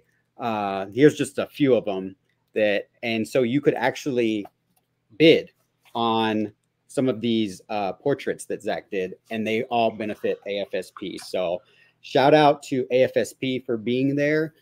They were a great presence. I've experienced a loss and was able to share that at Full Circle, and a lot of the AFSP reps recognized me, and so we've been connected. And I want to just highlight that fact too, because all throughout these screenings of every movie, these portraits were being showcased as an item to be auctioned to benefit AFSP, and it just ended yesterday. So shout out to everybody who won there. I was like checking. I was like, okay, what's the bid? What's the bid? And I was like, oh, I can't afford that. I can't afford that. It's amazing art and that Zack makes, and it's going to a great cause. So thank you to Hayden for continuing making amazing art and supporting AFSP. Yeah, thank you. But Leon of the New Geeks, are you back, brother? Oh yes. Tell me what you think. Were you able to go to any other thing? I know you went to Deadpool because I gave you that ticket. That's Yes, sir. That wasn't the Epic Worlds of Zack Snyder, but did you go to another event, or was it just? Oh, absolutely. I was able to make it to ZSJL is Gray. Yeah. And that was the one that I really wanted to catch. I've seen all the rest in theaters except for Watchmen, the director's cut, because that was, I think, maybe one of the only times it's ever been in theaters, the director's cut version. But I saw them, all the theatrical versions in theaters. But ZSJL is Gray. I'm not missing any ZSJL in theaters, period. By the way, anytime they're gonna put that in a theater, I'm gonna be there. So whoever's listening, watching, that can get that to happen, I'll be there. But anyway, and that's anywhere on the planet, by the way. Just want to throw that out there. Anyway, so I made it to that. The clarity of that movie was insane. Like crazy. Yeah. Right? I almost think it was better in black and white because that was my first time seeing it. I hadn't seen it streamed or anything. I constantly watch the regular colored version, and I've seen that like a million times. But I don't know why I just never tapped into the black and white version. But bro, seeing that for the first time and seeing it in a theater, that was epic, man. There was so many details. I'm like, oh shit. Like you can practically see Bruce Wayne hit the ejection button as he's flying out of the Batmobile kind of thing. Like it was really cool. And then like Twilight of the Gods. Yo. That was a good time. Like Twilight of the Gods was bro. That was crazy. So talk about childhood. That took me back to like sneaking and buying anime that I shouldn't have been buying. I remember, I don't know if you guys have ever had like a Hollywood video where you guys are from, because there's Blockbuster. Oh yeah. Game crazy. Oh, that's what's up. So I came from the era of Hollywood Video, and they were kind of the competitor of Blockbuster in a way. And they had all the dope shit.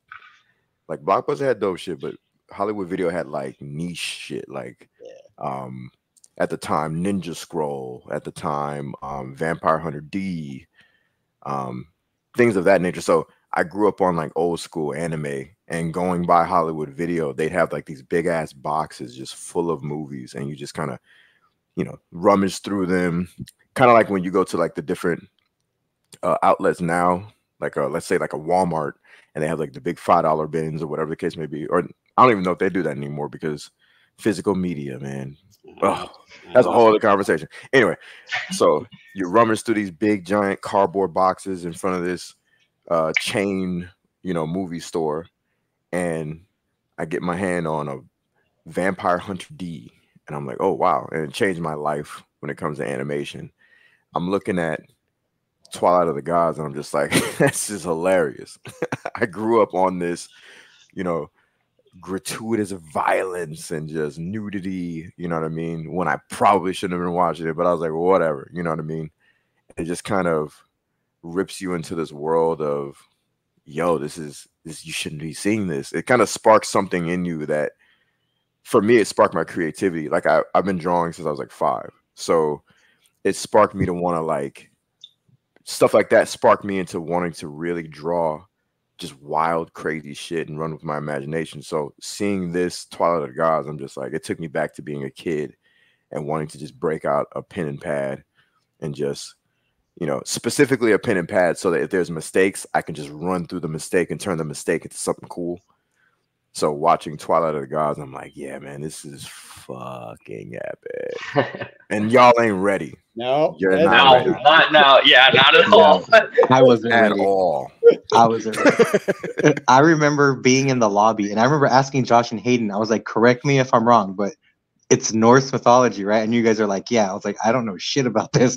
And then I remember walking in, I was like, I'm still not sure if I know much, but I know what I saw, and I remembered that. So I was like, Yeah. holy Yeah. crap.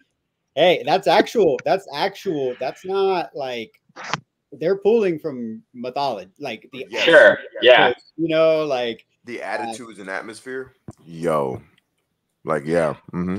I like the little opening. He like didn't want to tell us what we were gonna see, but all the stuff I think we're thinking. He was just like, yeah, you might see some stuff. Like you might there might be a few things in there. Debbie. When Debbie Yeah. had some glee when she said that. She's like, Yeah. I was like, all right, I Debbie, love- I see. I love that Debbie is passionate about like the same things too. Like Yeah. they seem to be a couple who's they don't shy away from like the dark side, the violence, because Yeah. they get into the happy endings or the satisfactory endings, right? Where there's a satisfying conclusion to what you've been watching, but you got to go through. It's almost like you got to crawl through the barbed wire in order to go into the other side, right? And you go to the beautiful light, and hopefully there's some band-aids on the other side, type of thing, right? And so that's what I felt with Twilight of the Gods too. And I love that Debbie and Zach both lean into that. And the one last thing to say about the whole stretch of, the week, I gotta tip my hat to Netflix because there's been this narrative that they kind of dropped the ball on marketing or whatever. I'm like, bro, they gave an entire week. They gave a whole convention rather, of Zack Snyder and his art and what he's done. And not only are they showcasing the Netflix end of things, they're showcasing his other studio things. Like they didn't have to do that either. So for anybody to kind of, for lack of a better phrase, poo on that, like, come on, give me a break here. Like Netflix laid out, it was like a smorgasbord and a buffet of just beautiful goodness. And speaking of that, I'll touch on this more later. Shout out to Netflix again because a brother was hungry and I nibbled a little bit, right? And like they were rushing everybody in, and I was like, "Dang, I didn't get to eat." And I turned around, and everything was cleared out because they're really quick about that. And I literally went out, and I was just kind of talking out loud, and I said, "I didn't get to eat." And somebody said, "You didn't eat?" And I was like, "No, not really. I nibbled." And then the guy who was in charge of it, he goes, "Hey, man, come on." He led me into the area where they keep food. No way. That's I cool. BS you not. And he said, "Hey, this guy can get anything he wants." And I was like, "What?" And I said, "Oh, I'll just take this little." No, go ahead. And everybody was just chilling. And they gave me a big box and just, like, oh, I just started grabbing stuff. So I don't want to hear anybody talk bad about Netflix. Like, I'm about to tattoo Netflix on my arm. Like, y'all can go away with that. They have been doing nothing but making sure as best as they possibly can with marketing in mind, budgeting in mind, and what makes sense. If anybody has a business sense about these things, right, beyond just their art, like the things that they're doing make sense. And what they did this past week was freaking amazing. And as a fan coming all the way from across the country to, be a part of all this and witness all this, I was not disappointed at all, to spend the kind of money I spent to do what I did. I could sit here and say, well, no, I loved it. Freaking loved it. And I'm going to do it again. Yeah, we're going to show if and up. when they do it again, so. And one thing I wanted to, Brett, I have a question for you. Yes. Have you ever heard of the Netflix Tudum Theater? No.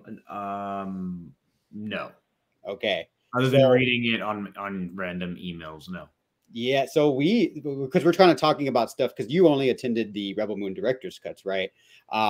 So for ZSJO, Justice is Gray, that was at the Egyptian, but I want to kind of highlight the fact that it was kind of crazy, in my opinion, that the Twilight of the Gods screening, seemingly, I don't know if you guys feel the same, weigh in if you do or don't, but this was like kind of a different theater experience. This was like a theater for Netflix employees and people who work on it, right?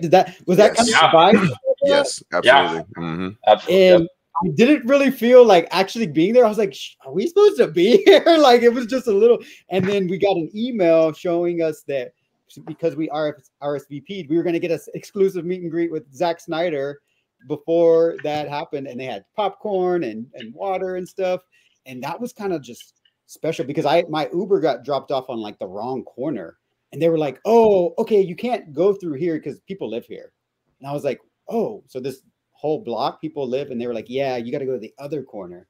So it was kind of crazy just being able to experience this, Brett, and I hope you get to go to that theater one day because the animated series that we're talking about, it was very R-rated and very just wild. Do you have any questions for us about the events that you didn't get to see, like from Zack Snyder Justice League or Twilight of the Gods? Because I know you like to ask questions. Not that I can think of offhand. You guys did a pretty good job of actually like laying it out for me. So. Yeah, it was just like I said, just a culmination of everything, like everyone said on the panel of Zack's work. So what is how do you feel now, Brett, having this experience? You know, I know as a working actor, you know, you're kind of probably just like on to the next job, but I hope that you're having a moment to let it all sink in and celebrate what you've accomplished, because I believe you shot this like what, 2022, maybe 2021. Yeah, it was. I believe it was the latter end of 2022. Yeah. So long journey. Yeah. No, I am unbelievably fortunate to. I don't know if you heard that. That was my dog. That was. Hey, I'm unbelievable fortunate to not only get to work on such an awesome piece of art, and also get to just meet everyone. I mean, at the end of the day, you know, the things we get in life, those aren't going to go with us, but the memories, in my opinion, will. And like we keep talking about that day, that night, what we all got to witness, that was cool, you know, and I will always get to cherish that. So really, that's my takeaway is, wow, I hope I get more of those. You know, and that is what the power of, like, you know, my whole perspective on all this is when you go after something, other things follow. You know, I would not have met any of you if I did not move to where I moved to, or if I didn't audition for it. You know, none of that would have happened. So it's just really neat how it all happens. So that's my takeaways. Awesome. It was, like I said, reiterate, just it was amazing that you were in attendance, man, interacting with the fans, and just you were a human being. So props to you. Thanks. For being human and not the commander of the King's Days, who you portray so well on screen, because he's pretty disgusting, like I said. He was a blast to do. After I was on set for a good, you know, 30-40 minutes is when that character for me was really starting to come alive in my head, and everything was really going, and I was like, ooh, now we're cooking. And that's really where we got to that fire part too. It all kind of aligned when the character was cooking for me. It was always cooking all day, but that was when I was like, all right, now I'm very familiar with this ship. So it was just great how every single moment during filming, the event, meeting you guys, everything just had a synchronicity to it all. And it was really fun. That's what I think. Yeah, man. My favorite moment for you and your character within any of your scenes was when you look like you no, not even that. It was when you look like you were so happy to get ready to fire again, like for the last time. And I was like, oh shit, he's really into this. Like this dude here loves his job. Like he is like, it was like that more haha without being corny at all. It was no cheese, no nothing. It was just that subtle, like, I'm about to fuck this up. You know what I mean? I was like, oh shit. I loved it, man. I'm honored that he selected those takes. That was all. Remember, like, this is all their choice. Like you say, I love what you did, but remember that this is it. Like there's a lot that you don't see. You know, they add music to it. They edit it a certain way to make me even look better. I mean, I just do what I do, and then they go, now let's turn this into, let's do what we do, guys. We got what we got. Now let's do what we do. And so I give credit to that. And now remember, what you guys like influences what will be made, right? So that's how it all works. So then it becomes made. So it's this giant cycle. Never forget that. So what you like will influence everything. It influences everything, right? It's like a beautiful symbiosis. Always, yes. That's how this all works, and it will always work like that until somebody stops liking it, enjoying it, until we just go, you know what? I'm too lazy to go, too lazy to do. But you have to continue to love and be passionate about it. So, and that's the thing about Zack's art, and it's not lazy. Like nothing you can say, like you talked about Brett on set, everything was practical that you were working with. Everything was so the detail they talked about in the Q&A. I don't know if you learned any. I'm sure you did. You probably learned a lot from the Q&A. Oh my goodness, right? yes. I mean, I don't get to have a lot of those conversations. I mean, for me, it's me, the thing that's around me, and my imagination. Right? That's what we're talking about there. So what Zack provides is all of these switches that you can physically touch, and all three of us guys were just like kids in a little Toys R Us, just going, "Ooh, what's this? What's that? What's this? What's this?" And that made us feel even more free to do whatever we wanted to do. That makes sense. Oh, we have somebody joining us. There he is. Super. He made it. I couldn't see him either. Hey, I've been just back here listening. You know what I'm saying? Just chilling. I'm not a YouTuber. I say it all the time. Chilling, bro. I've been just back here enjoying the conversation, y'all. Hey, much love, people. Shouts out to everybody on the panel. Right. And thank you for finally bringing me up, Josh. And what's funny is I text Leon. I was like, bro, I'm gonna just let Josh cook. I'm like, bro, I've been backstage so long. You know what I'm saying? I did see you. I almost felt like I was acting on like a play or something. But yo, what's going on, peeps? How's everybody feeling? Hopefully everybody's in great spirits. And what's going on? Zack, very good. Absolutely. Chilling, brother, chilling. Yeah. How are you feeling? You are one of the rare people. So Brett, I don't know if you know this. I'm sure you do, maybe. But Sky attended pretty much every single Zack event the entire week, starting Monday, right? With 300, Sky? Yes. It's the only day that I missed was Wednesday, but yep, I was there Monday, Tuesday, Thursday, Friday, and Saturday. So we got to have a great time really watching all of these films and watching the growth of Zack Snyder on the big screen, literally. And it was a pleasure to be a part of. So I'm very happy that I was able to take part and that all these gentlemen were able to lock in with this as well. Man, so what was it like for you? Like Brett, I know one of his favorite movies on from Zack Snyder was 300 to see on the big screen. So what was it like seeing that at the Egyptian, the historic theater, on the big screen once again? Yes, it's so dope, man. And I hadn't seen it on the big screen since 2006 when it came out. And just revisiting it now with like all of this future Zack knowledge, right? It's super dope because I was picking up on stuff that I never even realized. Even after watching it all of these times on DVD or Blu-ray or streaming, it's just all these little details that I picked up on seeing it at the big screen, and it just hit in a whole different way. That scene with FALTs was very, very disturbing. It's like super disturbing. Seeing it projected so large and with all that great sound and everything. But 300 was excellent, man. Watchmen, the director's cut was amazing. I'm so glad that I got to watch that as well. It was my first time seeing that too. Shout out to Leon too. If you know, you know. You know what I'm saying? Because if you know, you know. We said, I was like, bro, ain't no way. But anyway, it was just super dope. And I've been to a lot of these kind of events with Zack Snyder stuff, but this really did hit different, seeing as how it was like a whole week and we had that mix of older stuff and new. It just felt really, really different. And I'm just so glad that one is that they were able to put this on, and is that I was able to be a part of it.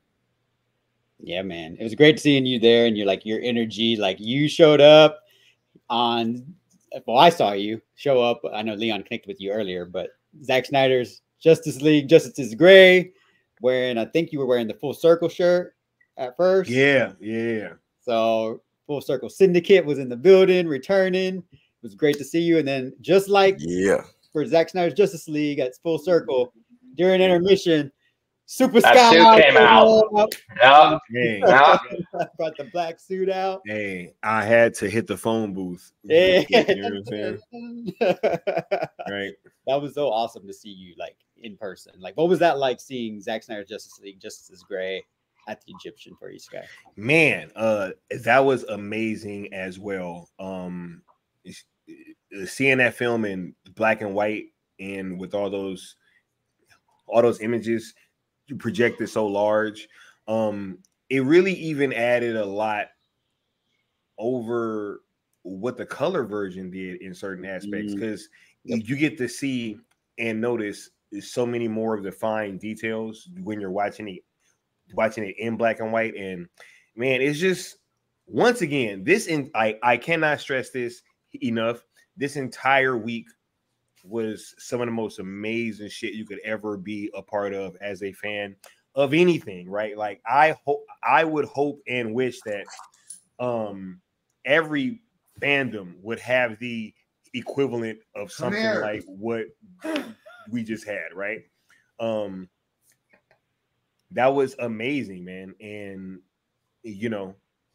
I'm just glad that we were able to kind of bring everybody along with us and share a lot of these moments. And I can't wait for y'all to see Twilight of the Gods either. Y'all in for a big surprise. They're not ready. If you're not, the Rebel Moon headlines are tame compared to what's going to come September 19th. Yeah. Right, Hayden? Oh yeah, they're gonna have a field day with those headlines, man. Anything you can think of, dude. Like I'm dreading those, but I'm gonna laugh so hard because I'm gonna be like, I remember our reaction just coming out of the theater. We were like, "What the fuck?" Can I be honest? Like, I thought, I don't know, Brett, I don't know if you knew what was in store for the Rebel Moon director's cuts, but when I heard that there was going to be sex scenes, I was like, oh, and there was a little bit of raunchiness with your boss, Atticus Noble with the tentacles, I was kind of like, but in my opinion, the sex scenes, I wanted to tell, one of the Q&A questions and things I wanted to tell Zach is just, I thought the added sex scenes, particularly with Cora, Sophia Patella's, really helped accentuate the character growth of her opening up and becoming a human again. You really see the juxtaposition from her scene with Den in part 1 to her scene with Gunner in part 2. And I thought it was so well handled, beautifully done, that I don't know if y'all agree, but to me, I was like, he did this perfectly.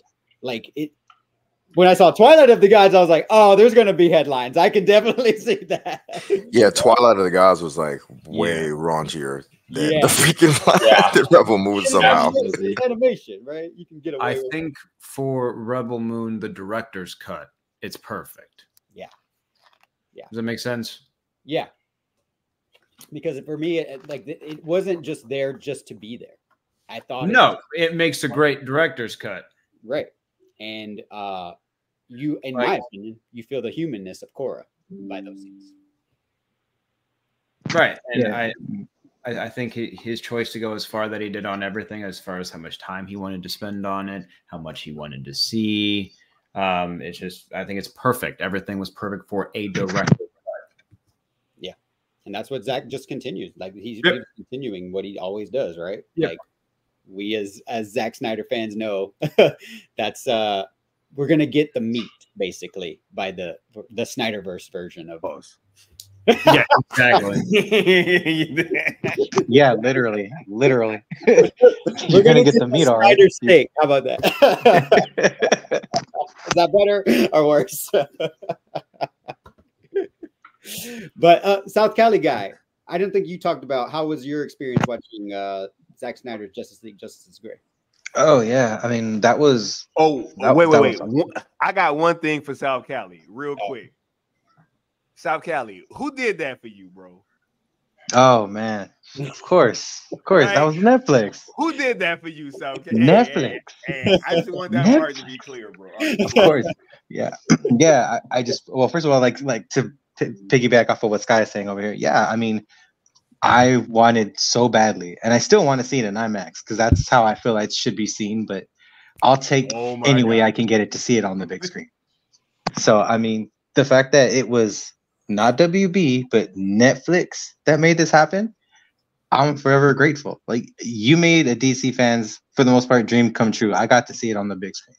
I can't ask for anything more than that. I've been wanting to see it. I tried very much so with Full Circle. Didn't happen. Tickets sold out for good reason. I'm glad that they did. But I figured, I'm hoping that WB would come to their senses, see the reception at Full Circle and be like, okay, maybe we should do this. But for whatever reason, they never did. But now all of a sudden, Epic Worlds of Zack Snyder, and there's an opportunity for me to see it. Yeah, I'm going to go see it. You better believe it. And I can't believe that it was Netflix is the people that made it happen. So thank you, Netflix. And as I said, my first time getting to finally see it on the big screen, dude. And then not to mention the sound in the Egyptian, it's ridiculously good. I can't believe it how well it sounds in there. And so just I knew when I saw 300, bro. Like when I saw 300, I was like, oh shit. Like, yeah. Yo, I can't wait for y'all to see everything else. Yeah. And so I was just, I was just in awe. Like literally, I was happy. I got to see this movie. I got to see, it was the black and white version. I didn't mind that at all. But it's just more reason for me to go, when that final version, the colored version, comes out on IMAX, and it better come out in IMAX for everybody to witness around the world. Better believe I'm there. Day 1, day 2, for however long it's going to be out there. I'm watching it. I'm taking advantage of it. Period. But but thank you, Netflix. Thank you. Very much so happy. Thank you. Hayden, my man. Yeah. I don't have a segue for your Coronas. I hope you still got one. How was it like for you? You were a little boozed up when we first met up. Thanks for saving me. Yeah. I was feeling pretty good when I was walking in that theater. I'm not gonna lie. I was good. But so that was the second time I had watched it before, and I think you said it perfectly that the sound was so good in that the color is gone, but that sound emphasizes so much and made everything, like the details pop out even more. That, like, I'll be honest, that might be my favorite way to watch the movie now. Like the Justice is Gray one, I think is like my version to watch when I'm going to watch it at my house or anything like that. That was cool. It was so glass, bro. It was so glass, so clear, so clean. Yeah, for real. So much so that my eyes, like one thing that stood out to me was the beginning with the Superman, the scream, the echo. Like you can just see all those details. The depth perception on every scene was more accentuated. And like I did tell Hayden and some other people, like you said, the sound gets amplified by the lack of color in a weird way. And also the flash scenes, all the Speed Force. My eyes hurt. I don't know about y'all, but they were like hurting because I would close my eyes and see the Flash in all his scenes and like his silhouette in the best way possible. Because I was just like, I closed my eyes and I'm still seeing the Flash running. And it was kind of awesome. It stayed like that for like an hour afterward. Yeah. Josh tried to go to bed, and when he closed his eyes, he was running through the Speed Force. He was turning back time. Make your own future. Make your own future. All right. Now, Leon, how are you feeling seeing Zack Snyder? Real quick, gentlemen, I have to go. Reese is begging me right now, and I don't want to make him wait anymore. I'm very sorry. No, thank you so much. Shout out to Reese. Shout out to Reese. Shout out to Reese. I saw that little alien at the beginning. Yeah, exactly. That's Reese. Thank you guys so much. Shout out to Brett Culbert too, for sure, bro. Thank you guys. Definitely. Thank you very much. Thanks for being here, man. It's a pleasure. Thank you so much. Have a great night. Thank you. Yes, sir. Have a great night, Brett. You too. All right, Reese, I'm coming. Thanks to Mr. Commander of the King's Gaze, Brett Culbert, for joining us. But Leon, as you were saying, fire. What was the question? What was it like seeing Zack Snyder? ZSJL, bro. Yeah. In a Netflix owned theater, by the way. I had already kind of touched on it, but I know you want more emphasis on the fact that it's Netflix.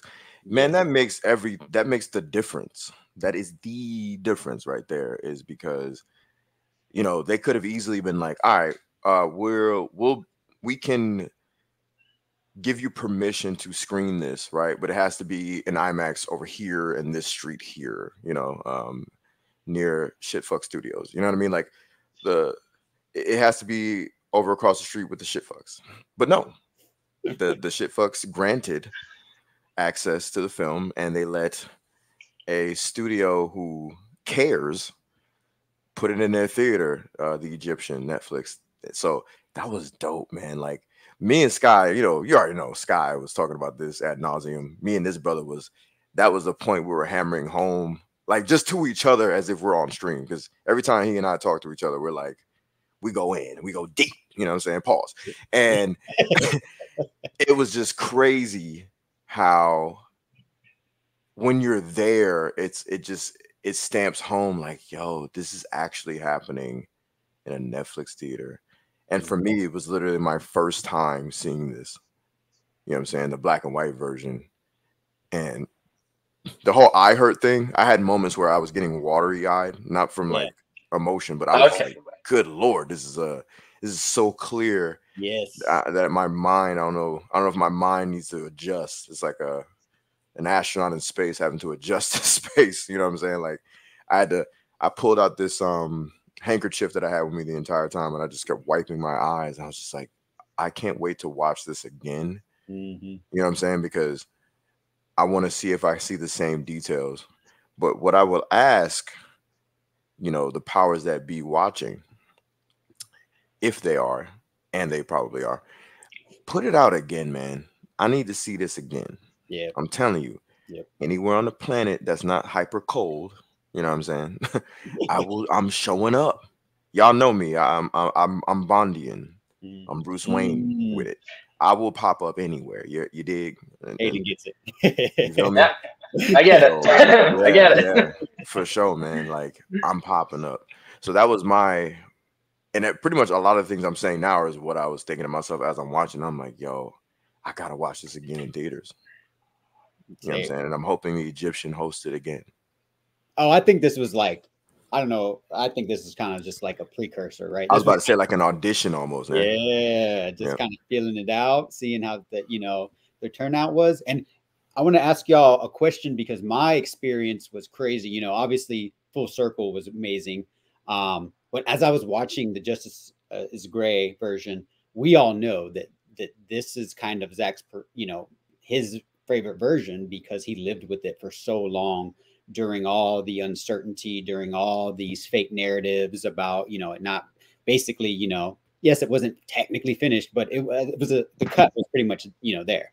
And I was just like certain scenes, I was like, man, it made me think of what Zack felt, watching this before we had, really got released the Snyder Cut, as a reality. And were there any moments throughout the movie that really just kind of like hit y'all? Like for me, of course, the Superman scenes, like everything was Superman. I just kind of, Super Sky was in his black suit, so that kind of helped, seeing the after intermission, the scene of Henry and the great warmth of the universe. But was there anything that like the Justice is Gray version? Was there a scene or a particular feeling that you got watching it? Sky, we'll start with you. Did you have something that you wanted to highlight? Don't start with me, bro. I'm just joking. Yo,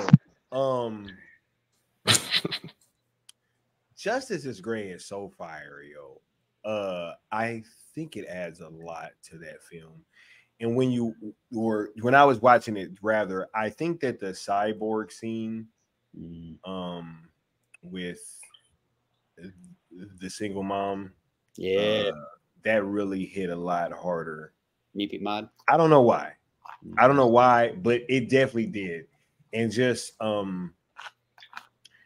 there's so many little details that I was picking up on. It just even in the background of those scenes, right? And I came away with that same thought that you guys did. I need to see this again. The fans need to be able to experience this. I keep saying that. We do need it on IMAX screens. Man, the only thing that would have made it better is if it was actually IMAX. That is like the only thing that would have made it better, because like full circle, that screen was just insane. Yes. It was insane. Yeah. Like it was insane. Y'all need to stop talking. Right? Bro, it felt like It was crazy. watching history or mythology come to life.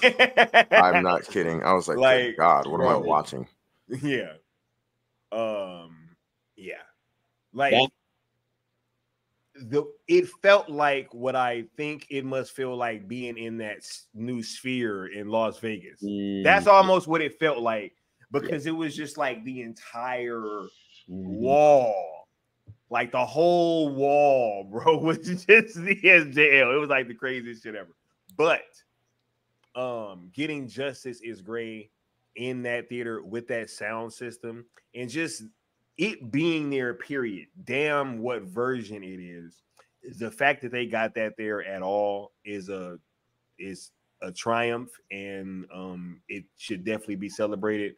I'm gonna take this time to celebrate that, because this whole time we've been pushing for them to get DC stuff, right? And for them to do this continuation of Zack's Snyderverse on their platform. And for a while it was crickets. And then we started getting projects popping up on their platform. And then that turned into Scott Stuber saying that they were interested. And then now they put ZSJL on in one of their theaters, right? So it seems like we're just getting closer and closer. And I just really want to once again take this time out to say thank them for putting this whole event on. South Cali finally got to meet Zack. You know what I'm saying? Like, that's crazy. Dream come true. Right? Sure. That's I'm keep saying, who did that for you, South Cali? That's what I'm saying, bro. It was hey. Netflix was there, man. Netflix was the hero that day for me, that's for sure. Come on, man. This is crazy, bro. But look, yeah, it's just a testament to them listening to Zack's fan base, and also for Zack's fan base to be loud enough and consistent enough to continue to drive home that message that we would like for them to give us this conclusion to his DC storyline on their platform. You know what I'm saying? So them ROEs seem to be working, y'all. I don't know. Yeah. I don't know. Follow the You know what I'm saying? I don't know. Just saying. Progress. Hey, seek his monument. Look around you. Hey. If you seek his monument, look around you. Hey, but nah, it was great. And shouts out to everybody involved with putting on that whole thing. And the Tadum Theater was fire too, as well, for sure. So cool. Like South Cali, I saw that you were posting, some stuff about like that other company, those shit fucks. Move your hand up, Leon. Oh yeah, for sure. Oh yeah, I don't think it was working. It's because I got that background on. Not really, yeah. I was showing that ZSJL full circle bracelet. Which mine is broken, by the way. Somebody from AFSP get me. Yo, I will buy like 30 more because I actually wear those things every day. You know what I'm saying? So I need a new ZSJL rubber band. Mine is broken. Somebody please get me one. I always rock mine on the Latin side. The who guards the guardsman, who watches the watchman side. I always do the Kiss Custodius, you know, that one. Ipses Custodius. Yeah, I'll there you reach go. out to some of my AFSP contacts, guy. Let's see what I can. Yeah, man, that's what I'm saying, man. Yo, somebody get me some ZSJL rubber bands, bro. I need some more. Like, look, I really do be wearing these things. Like, Yeah, I'm not joking. Like, Facts, same. We'll get you. But South Cali, so I go grab my broken one. Hold up, I'll be right back. I'm gonna show y'all that I ain't playing. Yeah, I believe. Hey, I believe. Hold up. So those shit fucks. South Yes, Cali. back to the shit. Oh, part. yeah. Yeah. Back to the shit. Yeah. You know, I don't know what their situation is, but I don't really care because based on the event that we went to, we were taken care of, right? Like, Oh, 100%. yeah, So, like, without a doubt. Without like a doubt. Guy, like, what was your, you know, this was a privilege to see this version, what was Justice is Gray was only meant to be exclusive to HBO Max, and somehow, some way, AFS, Yeah. Snyder, and Netflix got it. There Exactly. Oh, there it is right there. Yeah, there it is. That's That's it right there. Yeah. Broken. I need one. Somebody, please. Yeah, I mean, I don't know how it happens. I'm not even quite sure if I want to know how it happened, but the fact that it did, I'm happy because fans got to enjoy this. And me being one of them, I'm grateful. Thank you, Netflix. Literally, I don't know how you did it. I don't know if it took some begging from WB to allow you guys to show it. I don't even know if you had to talk to WB. I'm going to assume that you guys had to, but I'm grateful. Thank you. I don't know why you guys are the ones that have to beg them to release this movie for fans. It's sad, and you know, you would assume that they would be smart and just do it, but they're shit fucks. So obviously, you know, it's not going to register. But you know, I'm just, as far as the movie itself, being colorblind or color deficient, I should say. Like I love watching a movie just in black and white, just because sometimes to me that is at times how I see the world. Like there are moments where I just can't see color. And there are times where I can. So watching Justice is Gray, for me at least, there are moments where watching it, like there are details. You saying that you don't see me, South Cali? I'm just, hey,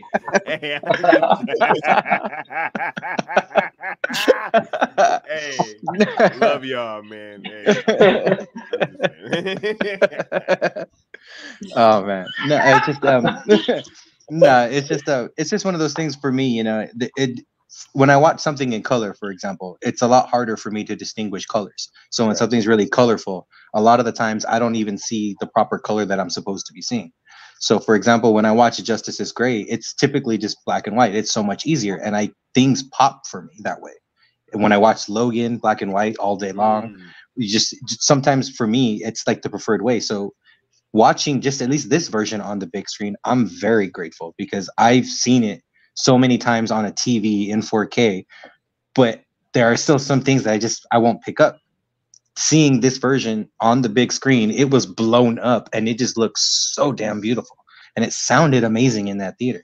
So I'm forever grateful, and I'm glad that Netflix, one, did this, but then two, just made it like a full week event for Zack, and then leading up to the director's cuts of Rebel Moon. I mean, I don't know that WB ever did that. I don't. And I'm just, you know, it goes to show how much that Netflix, in my opinion, just they're invested in this guy. They are. Whether you want to admit to his work, whether you like it or not, okay, fine. But they are invested in this man, period. And the more people like, it's slowly but surely becoming more evident, like, yeah, this guy's not going anywhere. And that's what pisses them off. He's not going anywhere, which means we fans aren't going anywhere. And so it's, you love to see it because as a fan, at the end of the day, there's no stake in what we do other than we're just going to support Zack. Like, that's it, bottom line, right? But yet you have all these other people who just want to stir the pot because they don't like this guy for whatever reason. I don't know why they don't like him, but they have to have that, like, oh, screw this, I didn't like this, or I didn't like that. Or they'll literally go watch and sit with Snyder fans and just not be, you know, happy at all because it's their job. Like, right? What? Like, or they'll go and then lie about it in attendance, bro. Because yeah, apparently there weren't any women at the Rebel Moon screening. Yeah. Look, wait, hold up. Can we speak to this one second? Because all you gentlemen were there. Was there a lack of women at the Rebel Moon screen, bro? If I wasn't an honest man, there would be chances being thrown. I could In tell fact, you that. But if I wasn't an honest man. I specifically even remember at the Q&A, Zach stopped the Q&A and was like, "Do we have any women in the theater who would like to be picked for a question?" You know, like he specifically asked. Yes, exactly. Yeah. Hands went up. Yeah. 100%. Man, it's crazy, bro. Nah, it was insane. Leon and I were both live for at least 45 minutes plus each. And we were showing everybody that was there. There was no lack of women there. That was just an absurd way to start that article off. And so it really goes to show, like South Cali was saying, they don't like this guy or his fan base or whatever it may be, because these are the links that they go through to really try to convince people to not be fans or to not engage with these films. Like, it's very strange. It's very strange. Yeah, 100%. South Cali, Holly weird, yo. Holly weird. Yeah. South Cali, do you have a favorite, like, did you have a favorite scene in the Justice Gray version or a sequence or anything that you wanted to highlight? That was the first moment that actually got me, where I was like, holy crap. It's the opening sequence where when Wonder Woman gets introduced, she busts through and she goes in and then she does like the hair flip. And when she then the hair flip, it's in slow motion. Yeah. That moment for me, because when I watch it in the colored version at home, it doesn't pop the same. Her hair, the way that it flipped, and I was just looking like I couldn't. And then like that image stuck in my head. I was like, her hair looks phenomenal, and I'm like, I don't even know if it's like real or not, but I was just like majestified by it as it just swung in slow motion like that. And then, like, for me, that's what it was. Just like a lot of the details that I could see. That was the first one that stuck in my head. Was like, holy crap, she looks beautiful right here. Like, I've never seen it before. And that's what Zach had talked about at the Q&A. It's like Rebel Moon with Zack Snyder's Justice League. It's all these little details that, you know, it's a grandiose picture, but you're missing some of that. And so with the Justice is Gray, this exclusive version that is not supposed to be seen in theaters, you know, we're giving them a hard time. We're giving WB the shit fucks. We're quoting Deadpool and Wolverine. If you don't know, the shit fucks down the street. But we got to be honest, like, somebody at WB had to say yes, right? Somebody at WB had to grant this to happen. A conversation was had. Yeah. Right? I don't care. Hey, y'all can slice it however you want to. A conversation was had between both parties. Yeah. Hey, so that definitely happened. Zach and WB and Netflix talked about Justice League. Shout out to Travis too. Period. That man got the hard. He got the hardest Zack Snyder jacket ever. Yeah, he does. Yep. Travis was goated, showing Zack Snyder all his patches, all that work that went in. I believe he said his wife helped him out, or maybe helped him redo it. So shout out to Travis's wife. It was great connecting with Travis in person. But 100%. Hayden. So piggybacking off of that the shit fucks had to say yes, right? Right. So how did you feel, you know, when I got to, thank you for saving me a seat. I got there a little late. I was like hobnobbing in the lobby. You saved me a great seat down in the middle, like down in the lower section. So it wasn't quite for me, like full circle at all, because that screen sky and Hayden and Leon, they actually apparently modified it and tilted it. So when Darkseid showed up, you felt all encompassed, like you couldn't even see the top of his head or his arms because he was just all over, right? So for this, Hayden, by getting a lower seat, you kind of helped me a little bit. Wasn't that quite as grandiose because they tried to have the curtains kind of emulate the IMAX ratio. Like that, yeah. Yeah. But shout out to you because you were feeling good. So it was great feeling your energy watching Justice Gray. What was it like for you knowing that WB and Netflix had a conversation and it got to be at the Egyptian, which is Netflix owned? I mean, it's just experiencing the first step. You know, it's something that we've been fighting for so long, and it's just the first step in it all becoming a reality, man. You know, we just keep at it. We keep doing the same things we're doing, keep pushing it and doing it all, you know, from heart, and it's going to happen. You know, that was just the first step. And like, we all got to experience it too. Like the people who have been pushing for it and fighting for it, like all got, I'm getting more excited as I see Sky over there dancing too. See? You feel that? Bro, they've been listening. They've been listening to the calls, bro. The people. Gosh, it was, but you know, to kind of your question about if there was any scenes too, like some of my favorite scenes to see in that. Two that always stick out for me that I think were probably my favorite in the colored version as well, but one is probably still my top Bruce Wayne scene of all time that I think Affleck crushes it. It's right at the end when he's talking to Martian Manhunter. And to be honest, he almost doesn't say a line. But when Martian Manhunter's like, you know, your mother and father would be proud. Like, because we all know, like, Batman is such a, like, non-emotional character. Like, he doesn't show emotion, but deep down, he really keeps that down, you know? And, like, Ben Affleck, when Martian Manhunter says that, gives, like, the perfect, like, look down and then kind of look up when he says, I hope so, that you can tell as much as Batman doesn't want to show that emotion, that means, like, the world to him. Like, that means, like, that's the best thing someone could ever say to him, you know? And, like, I love that scene every time I watch it, you know? And then the second one is probably not much of a scene, but every time that For Autumn black and white screen pops up at the end, you just get, like, the most powerful jolt of energy, like, ever. Because, you know, you remember everything of why that movie exists. And, like, at full circle and at that, like, the feeling is just insane. Yeah, I remember the crowd cheering at that moment. I recorded it. I was like, it was so beautiful seeing that. You see For Autumn, and then the crowd just went wild. Like, I love we that. all went wild. I have goosebumps just hearing you say that. Yeah. It reminded me of that Same thing moment. happened at full circle too, and Yep. it just it's really a cool thing because it's something that the community embraces together, right? That knowing of how all this started and why we got these things in the first place.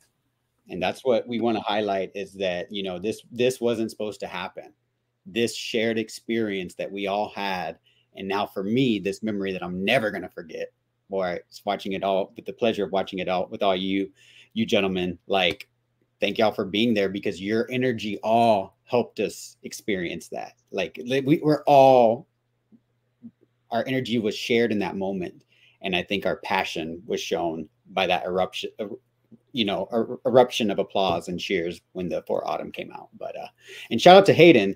He's in the wrong universe apparently because a lot of people were thinking Robert Pattinson was at Zack Snyder's Justice League. You don't know, Hayden always gets mistaken for Robert Pattinson. Oh, you know what?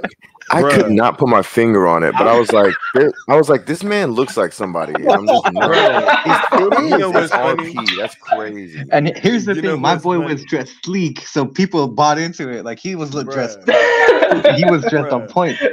No, you're thank you. Robert Pattinson though. Like you're like, thank you. Thanks, bro. You look like a Batman that works out. Yeah.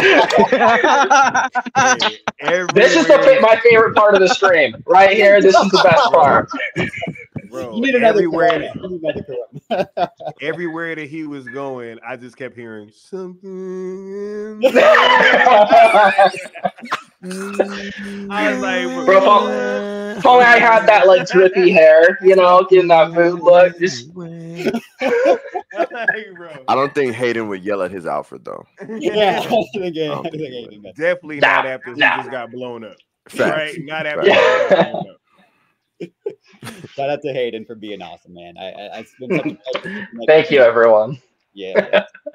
Leon, my man. Yes, sir. Yes, sir. We embraced. I was like, all right, finally, like officially, because of course, yes, Circle infamously. I was talking like you know in the group and whatnot, and you were cool. You were just cool, dude. You were just kind of chilling, you know. Glasses on. You were vibing, and then I was like, after the fucking event, I was like, oh, that was Leon. I hadn't seen his face because you know, came up sometimes. Yeah. I was so excited to see you in person, dab you up, man. How are you feeling watching Justice League, Justice's Gray, which is HBO Max exclusive, but somehow is on the Egyptian theater. Right. Yeah, amazing. So my favorite, the one that sticks out to me is when Bruce said, I don't care how many demons he's fought and how many hells, he's never fought us. Not us united. Bro, like, oh. When I saw that, every time he does that, bro, I just start hitting my fist like into my palm, like, yeah. And I think I was in the theater like, wow, when he said that, because bro, like, I get pumped. Like, you know, y'all know Batman's my jam, man. Yeah. Bruce is that dude. And I also agree the part with Autumn, like when I see For Autumn, I'm like, man. So many things come to mind, and some negative because, you know, the experiences on social media with different people and blah, blah, blah. And then you think of the shit fucks who utilize her name to try to say that they were going to honor his, you know, all these different things. So it's really emotional when I see that, you know what I mean? And then all the work we've done as fans donated to AFSP. So yeah, for sure. I'm actually getting kind of emotional thinking about that. But anyway, and then beyond that, like, I don't know what it is, but seeing Diana and Bruce's interaction when they touch each other's hand, I'm just like, bro, give us the Rebel Moon sex scene we've been waiting on for. No, I'm just kidding. In black and white, you know.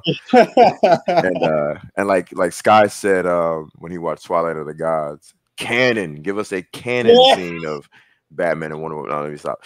But no, like experiencing ZSJL as Gray and just looking at those moments, man. Like another, you know, all my favorite moments are Batman moments. Another one of my favorite moments is just seeing Bruce chilling in the Batcave and just staring at Barry, and he's just like, Barry Allen, he was right over there. Like seeing it on the big screen in black and white in such clarity. That clarity is insane, man. I'm just like, wow. I almost kind of missed details of the story because I'm staring at the details of the movie. You know what I'm saying? I'm like, wait, what's happening right now? Because I'm literally staring in the Batcave, looking at knobs, looking at buttons, looking at gadgets, looking at the details of the chair, looking at the details of Batman's suit. And yeah, everything was just, it was just an experience, man. And I don't know. It's cool that it's unique, but it's one of those unique experiences that I wish more people could share, especially like the true fans of Zack Snyder, like Brazil, India. They don't play about Zack, bro. Brazil, man. I love that Brazil is like Zack Snyder country. Yep. Because y'all know why I mean Brazilian. Oh yeah. Oh, Papi Snyder. Right? Like he had to have gotten one of the hottest as far as like you know, countries to be on his side. You know what I'm saying? Like Brazil. I have a lot of and one of the richest. Wait, what? What'd you say, Josh? You have a lot of what? I got a lot of Brazilian friends. Well, I need to. Yeah, we'll talk. We need to talk later. For sure. We need to bring our Robert Pattinson friend here as well. Hey, I'm there. With the corona. Just tell me what to do. I'm there. I'm just gonna lean and be like, hey, "Have you ladies met my friend Robert?" And like Scott said, he was. Hayden's a big James Bond fan, but he was looking like James Bond on that Rebel Moon director's thing. Yeah, you were looking. Thank you. You were. Thank you. Repping. Thank you, guys. I remember that's the first thing I said to you when I saw you in line. I was like, dude, you're looking sharp, man. That's the first thing I never knew I was going to run into. I might have run into a Brazilian girl at that premiere. You never know. You never know. People thought you were Robert Pattinson because you had swagged out. So keep doing you. What is Hayden talking about? There were no women there, bro. Oh, you're right. You're right. That article did. Sorry. Yeah. You're right. Yeah. Fuck. You're right. Yep. There was no women there, and the bathroom line was like just too long. Like, no one could make it. It was just too long. I Sorry. didn't even get to use the bathroom. I went in a bush somewhere. Well, I know we kind of talked about this, but we're going to start wrapping up. But I can't forget, we got to talk about, because I want to throw this to Skywalker, because what we saw was technically a cartoon, right? Technically, Sky. Right? I see your shirt that you're wearing right there. So tell me about your experience seeing as you and Leon and the cool table. Shout out to the cool table. Shout out to the cool table. Shout out to the cool table. Shout out to the good Austin and El Necron, El Boogie. Man, I wish they would have been there to see this, because Sky, you said this at the event. Didn't kind of seem like this day, Twilight of the Gods on Friday at the Tadum Theater, in a weird way, just goes hand in hand with cartoons and cereal? Bro, look, man, I've been saying this from the jump. Everything that we've been doing with cartoons and cereal, I feel like has been in preparation for what's going to happen with Twilight of the Gods. I said that like months ago, way before I knew that this thing was coming up. And having the opportunity to be at this event, it really did just highlight for me just how special that this is going to be when we're able to watch this thing in its entirety, right? We have been linking up pretty much every weekend for over a year now, just rocking out, watching these DC projects and things that have just been dope to us. Just letting Netflix know that we are part of a subscriber base that will engage with this stuff if they're able to facilitate it for us, right? And with Zack having his own animated project on there, like the marriage of what we've been doing and what we're about and what we're gonna get, I think is just it's just like a match made in heaven, yo. So being able to be right there and to be covering this thing in this way, and being able to highlight this animation when it comes out, I think that we're savoring the opportunity to be able to do that. And I cannot wait for all of you guys to be able to see what we saw and more, because I'm definitely looking forward to what's going to happen with this show. I do not think that people are ready for what's going to be coming their way in terms of like just pure unchained Zack Snyder, because this might even be more unchained than Rebel Moon. Without a doubt. It probably is. So with that being said, like, yo, I can't wait to check this out, and please be tuned in for cartoons and cereal, because it's going to be very, very special, and we're going to have some dope panels there for you guys, and it's going to be a show and a community thing, and we're all going to celebrate it together. So can't wait.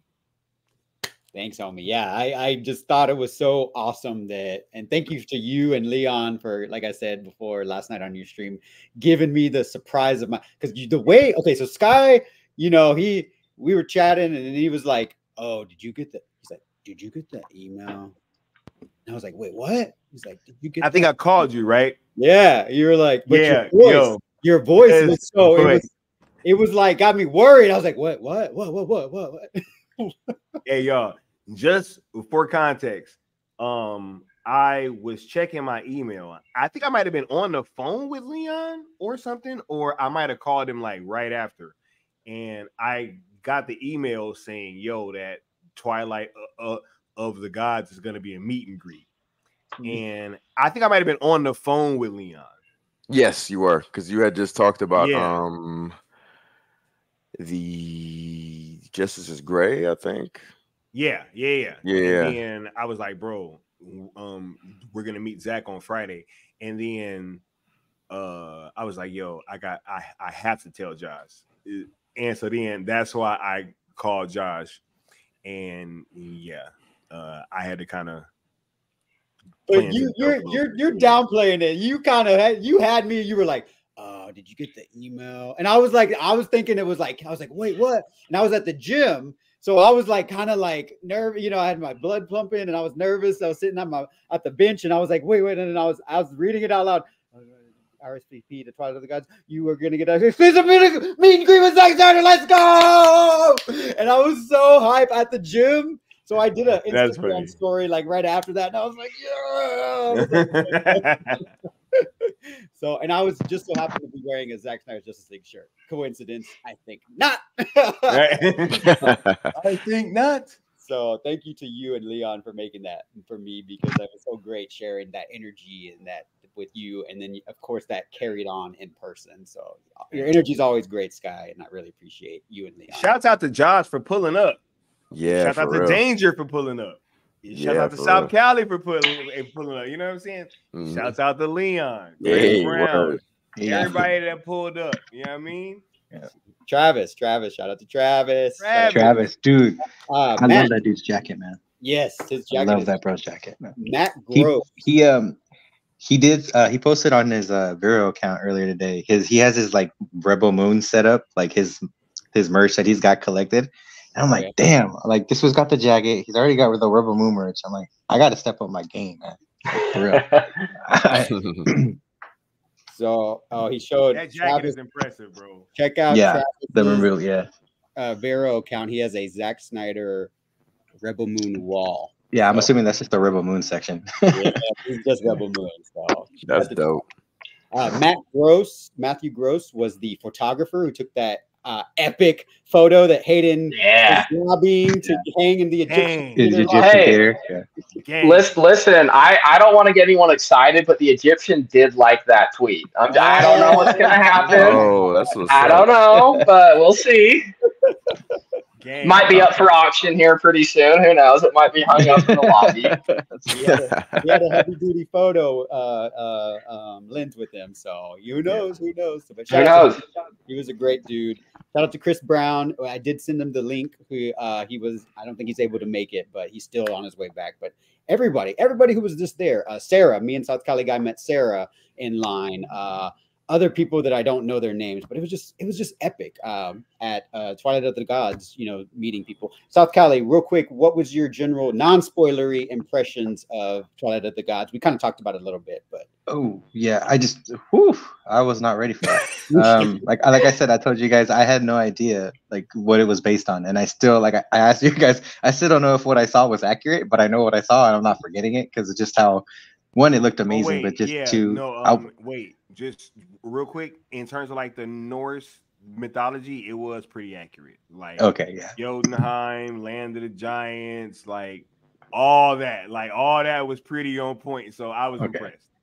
Okay. Yeah, that was where I was like, I don't know if this is accurate, but I was like, one, it was entertaining, and two, I didn't realize it was going to be this graphic. Like I was not prepared for that. I honestly thought it would be like a rated R version of an animated story, but I didn't realize how rated R it was going to go until we got to those scenes. And then I was like, okay, this is where we're going. I was like, I can accept it. All right, for sure. I was like, I know Debbie, they warned us prior, like just before they, like Zach and Debbie were like, yeah, there's going to be something in here you see. And we're like, all right. I didn't realize that's what it was. And I was like, well, all right. But overall, the story, like I'm on it. Like if this is, I can understand it if he's telling it in this manner. Like I know a little bit of Norse mythology now. Like I totally know it. Like it was so easy to understand. To follow the story, it was great. Like it was easy, simple. So, but as far as like I said, I wish I knew more knowledge going into it prior, because I'm pretty sure it would make much more sense to me. But overall, it was very easy to understand, very easy to get. It's just there are going to be moments where you're like, oh, okay, I was not expecting that to happen. It's like, okay, but yeah, very much so. I loved it, and definitely not for kids. Do not let your kids watch this at all. Yeah, no, do not. Yeah. Those character designs, man. It was so cool getting to see the storyboard artist and talk to him a little bit. I got his little card. Did you guys get his card that he had? It had a Batman, Superman. Actually, I think I have it in my suitcase. I'll look for it. But Hayden, real quick, your non-spoilery impressions of Twilight of the Gods? I think one of the funnest things about that event is that no one really knew what it was going to be about, or like really what to expect, you know? Because like we've seen ZSJL, we've seen some of these, hell, we even saw bits and pieces of Rebel Moon, so we kind of knew what we were getting. That was just a sheer surprise. And like, I expected it to be pretty bloody, pretty gory, because he's pretty metal like that, so that was cool. But I was actually really surprised too. Oh, that's super cool. This is his little card. It's of course him with dressed as Batman with a Robin. That's cool. Yeah, That's actually dope. That's dope. Continue. But I was I was actually pretty surprised with how funny it was. Like it had a lot of comedic moments in it that like normally I don't expect a whole ton. But I gotta say, if you're like into Norse mythology, that show reminded me of like 300, God of War, and like Samurai Jack all mixed into one. Like I said Samurai Jack the Sky. yeah, I was like, it reminds me of Dindy Tartakovsky, if I'm pronouncing his name right. Gindi so like Tartakovsky, right? Something like that. Yeah, I think well, you're close enough, you know. But I think if you're into any of that stuff, like you're in for a ride for sure. Like I love that event so much. Yeah, I was like I said, I didn't feel like we were supposed to be there. I felt like we were like as like prestige fans. So shout out and just as like the story goes, to give it credit, you know, us getting to watch 2 episodes, by where that ended, like I was invested as much as like raunchy it was and like comedic as it was. I was like, oh man, like I really want to know what the hell's going to go on in this. Yeah, definitely. And you know, like I said, I don't think we should have. Didn't feel like we should have been there, but at the same time, we didn't sign any NDAs. I'm just trying to respect, you know, the content. Sure. Let them think we should enjoy it on Netflix. But you know, we were treated to something, and we didn't sign no NDAs. So if y'all want to go and spoiler on another channel, feel free. Nope. But it was so cool to see it with actual fans. Leon, I know you kind of talked about it already, but just wrapping up your thoughts on Twilight of the Gods. What do you think it's going to do for cartoons and serial, which you have played an integral part of developing with the Cool Table? How do you feel, buddy? Shout out to the Cool Table. Yeah. So I think in terms of this, I echo Sky's sentiments, where a lot of the stuff that has been going on with cartoons and serial has led up to this, because, you know, I think here's the thing, and I don't want to sound like one of those weirdos, like, oh, I think that Netflix is watching us, and they weren't mentioning things like engagement. They weren't using those terms, but you know, they started using the words engagement and things of that nature in terms of their own content after, you know, the ZSSM, Zack Snyder Cell movement, really started to hit its stride, and you know, Scott Stuber highlighted us, etc. So a lot of this stuff seems to be like they have their finger on the pulse of what their audience wants, because I think more so than anything, they understand that they rely on bodies subscribing. You know what I'm saying? Like, so they kind of have to pay attention to what we're asking for. And I think that they know, and they trust and believe that Zack Snyder's audience is going to tune into this. And there's just an audience for hyper violent, you know, sexy animation. Like I said, I grew up on it. I grew up on Ninja Scroll. I grew up on Fatal Fury. I grew up on Vampire Hunter D, Ghost in the Shell. I grew up on. There's even one it's even more insane than like what we saw in Twilight of the Gods. It's called Kite, Kite. It's another anime. It's an assassin girl, and it goes there, like really goes there. So I kind of grew up on stuff like that. So when I see, you know, Twilight of the Gods, I'm like, man, this just makes sense. You know what I'm saying? Like, this is right up Sky's alley. This is very much Stone Quarry. You know what I mean? So, Yeah, I'm with it, man. I'm with the shits. You know what I mean? And I can't wait to see audience reaction. I already know the haters are gonna like All right. have a meltdown. So Oh I'm yeah. not really concerned. Oh I yeah. don't care. You know what I'm saying? Like they can't even handle R-rated sex in a freaking R-rated director's cut. Like, and to me, those sex scenes were so tame.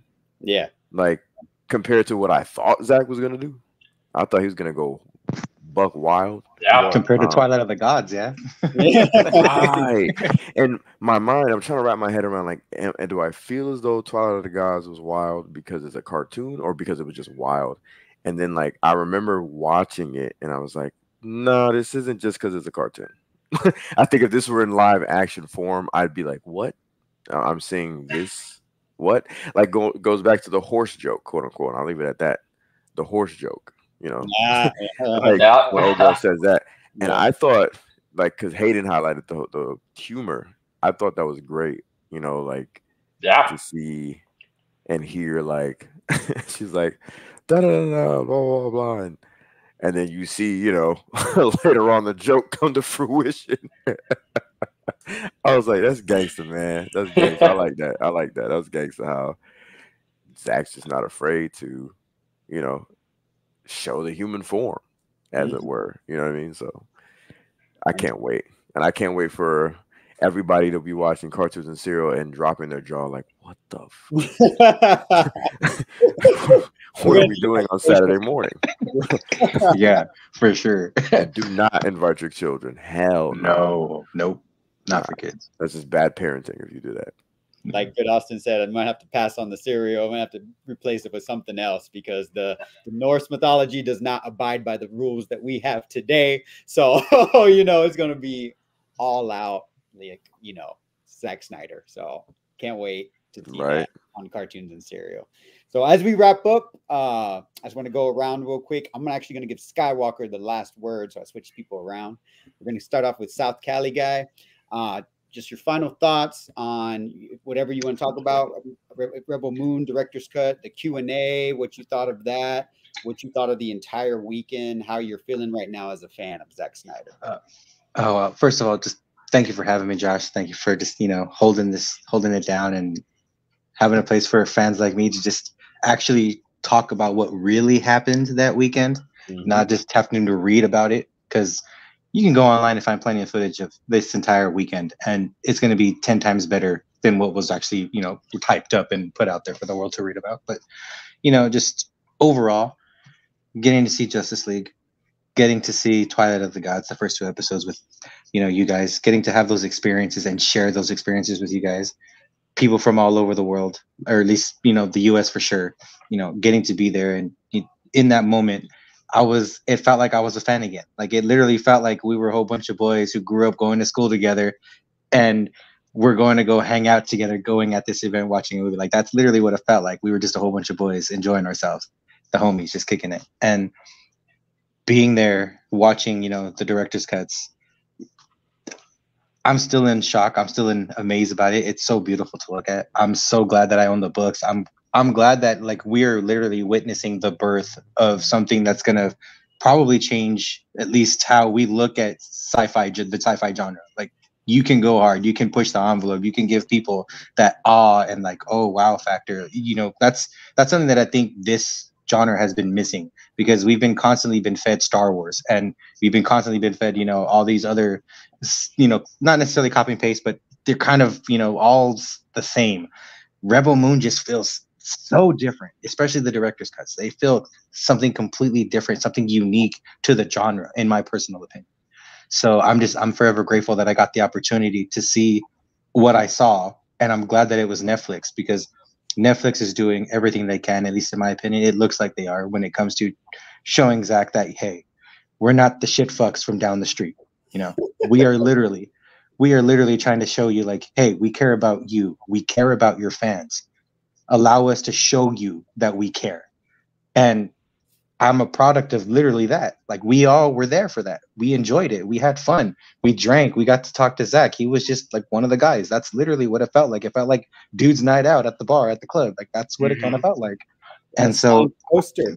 Yeah, exactly. So it's just, I'm forever grateful. I'm glad that I got to share this opportunity with you guys. Very much so humbled, and just I'm gonna be here to show support for Zack, South Snyder versus Netflix. When it happens, I'm gonna be glad you guys were there at the helm, and I'm glad I got to meet you guys. Plain and simple, just a fan of Zack, and I hope whatever else he has down the line. I'm sure it's just gonna keep blowing us away, and eventually, we'll get it. Just a matter of time. That's all. Just keep pushing, keep fighting. Thank you, guys. Something that you said, South Cali guy, we need to highlight. I know the homie Leon posted the Q&A on his channel, the New Geeks channel. Go check that out. Apex, I think it's Apex Leon at the New Geeks now, right? And Zack talked about, I don't know. It's my fault. Sorry. My actual channel is just right there at the New Geeks. But like, my quote unquote persona is Apex Leon.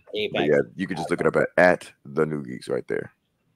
Check it out because he's got the whole Q&A. I plan to post my footage as well, but Zack talked about that's the name of his aura, Josh. Yeah. I felt it, Sky. I felt it. Zack believes in redemption in a long enough timeline, is what he was quoted as saying.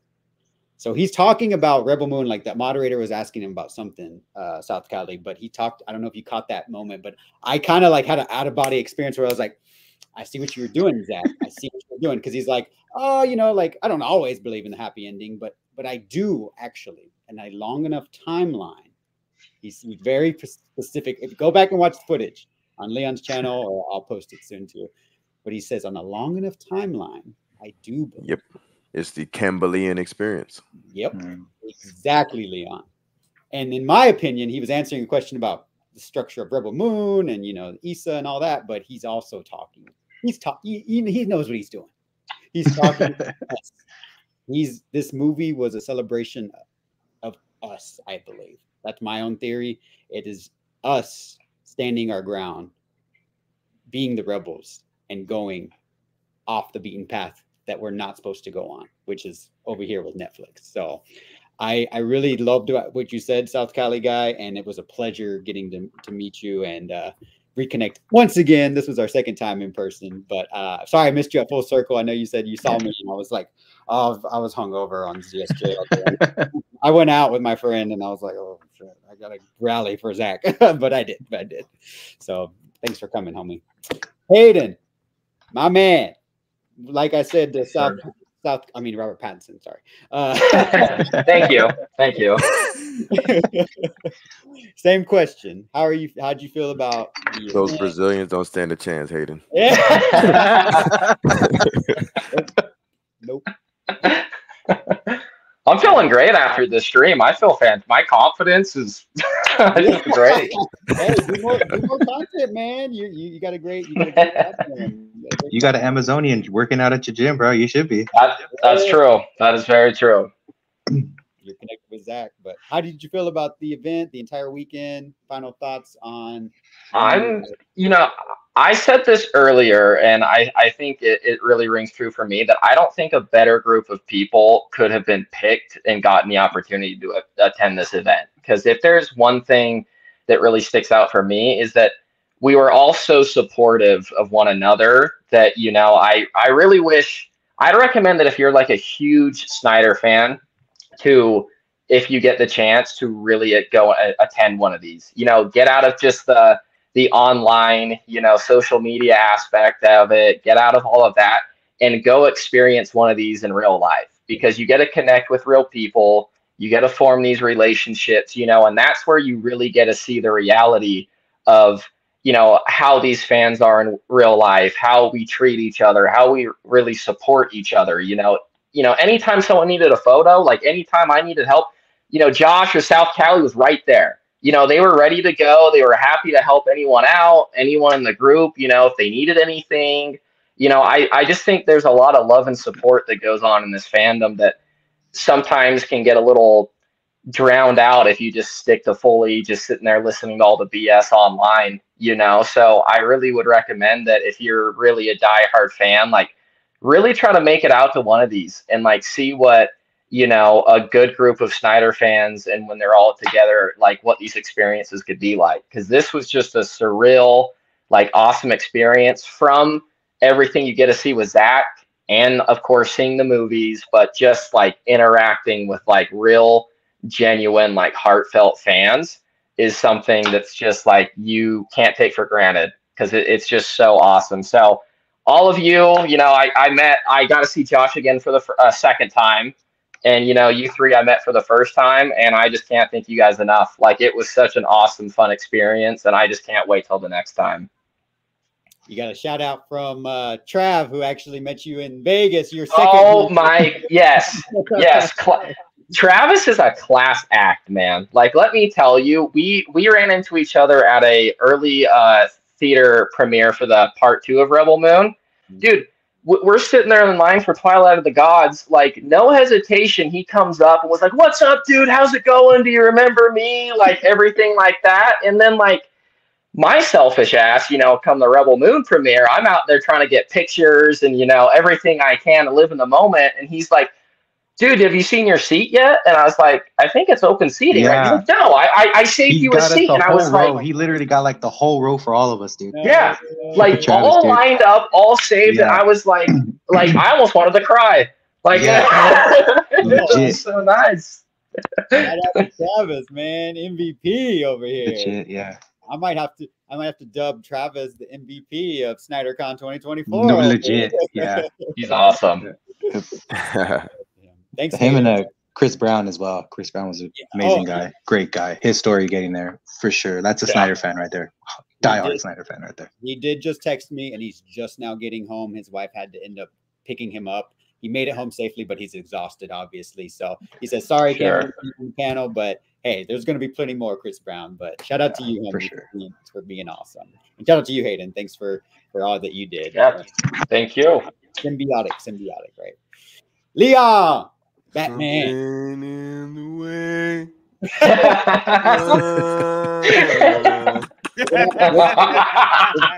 We're gonna have Hayden and Leon, I guess, compete for Batman. I guess. No.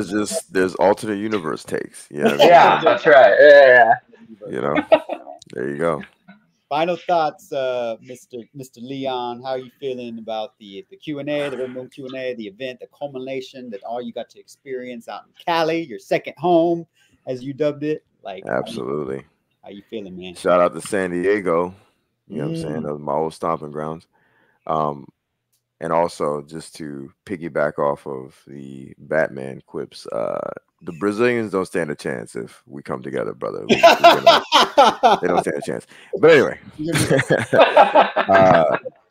so I've knocked that one off my bucket list already, actually. But yeah, I'm still there in support. I'm still there in support.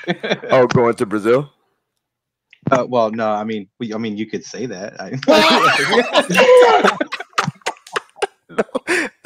Look at South Cali guy. I didn't know you had it in you, brother. Okay. Oh no, okay. Dude, I got stories, brother. I got a lot of stories. Trust me. Well, maybe we'll stick around backstage then. But yeah, wow, that's funny. Okay, excellent. See, a new perspective on the modern day geek. Look at that. Look at that. So, yeah, I just think this entire experience has been incredible for me. It's always incredible because, you know, I have to make a trek from across the country, and that's not a complaint at all. Like I love to travel anyway. So, but it's just like kind of like showing, because, you know, me and I think Sky as well, and I think a few of you guys also, just our experience with the fandom has always been like, you know, the guys kind of looking inward towards other people who kind of were leading the way before release, right? And just kind of helping them out and, you know, donating to AFSP, stuff like that. And then when release happened, it was like things kind of, you know, a sigh of relief occurred. And then, you know, we all know what happened after that with the shit fucks. And then fast forward to Sky and his idea with Cell and me assisting. And it's just been weird and surreal since that we've bubbled up towards kind of a certain place within the fandom. And, you know, just kind of like showing everybody that we are organic flesh and blood people who will do the work, as it were, quote unquote, right? who will buy the plane ticket, who will buy the train ticket, who will, drive, who will freaking walk if we have to come and see and show up to these events and support. And then when we're here, we're not only supporting Zach and Debbie and the rest of the gang. Shout out to Wes. Not only that, but we support each other, as Hayden said, right? We we show love here and there with little details and just show respect to one another. And I just like to say this before I go on with a couple other points. It was a pleasure meeting all you guys. And to see familiar faces and to get to know new people. And I just want to say, what's he looking at? Your tattoo? I'm looking at your avatar. I was like, is that an AI pic of Leon's face? You know what I'm saying? But then I was like, nah, it's No, it's just kind of not him, but kind it's of a damn representation, but it's not necessarily. Yeah, that's funny. You're funny, Sky. I just wanted to say this because, and I'm not going to touch on it too deeply because I don't want to talk about negativity. I want to highlight the good. But I remember going to Full Circle and meeting like individuals, and one was like, he reacted like he was like a big fan, and I was just like, I'm just some dude who does podcasts or whatever. He's like, oh, you're the new geeks, oh my god, blah, blah. Fast forward to today, recently or presently, and he's like really acting weird online and very what am I trying to say here, very antagonistic. And I'm just like, what happens with the world where we actually meet each other flesh and blood and you react as if everything's great and amazing, and then when we get off, suddenly you go into this villain mode all on your own because I haven't done anything to you online or off, and it's just like strange to me. So I don't ever want, let's say, this panel and what we represent to ever fade, because that's real. What we experienced, it was real. A brotherhood of sorts, right? And there was some women there too, so a sisterhood too, right? No, there wasn't, bro. Don't lie. Wasn't no damn women there, bro. None, bro. And matter of fact, the bathrooms were locked. Yeah. None of us got to use the bathroom, no matter what gender we were. Hey, and I was talking to Leon about this earlier. That paragraph was screaming to me like they were trying to say that it was just middle-aged white men. You know what I'm saying? And it seemed like that's what they was trying to say. Right. So I guess I'm a middle-aged white guy too. You know what I'm saying? It's all good. I do oftentimes identify as a rich middle-aged white man. Right? It's all good. Give me the money. We're all middle-aged white guys, bro. And if there were no women, you know what I'm saying? It don't matter what our live stream said. It don't matter what that promo video said. Right. It doesn't matter. Necron said, me too. Him being a literal middle-aged white man. But feels great, right, bro? Right. It does. But to finish off that point, I don't ever want to lose that brotherhood, right?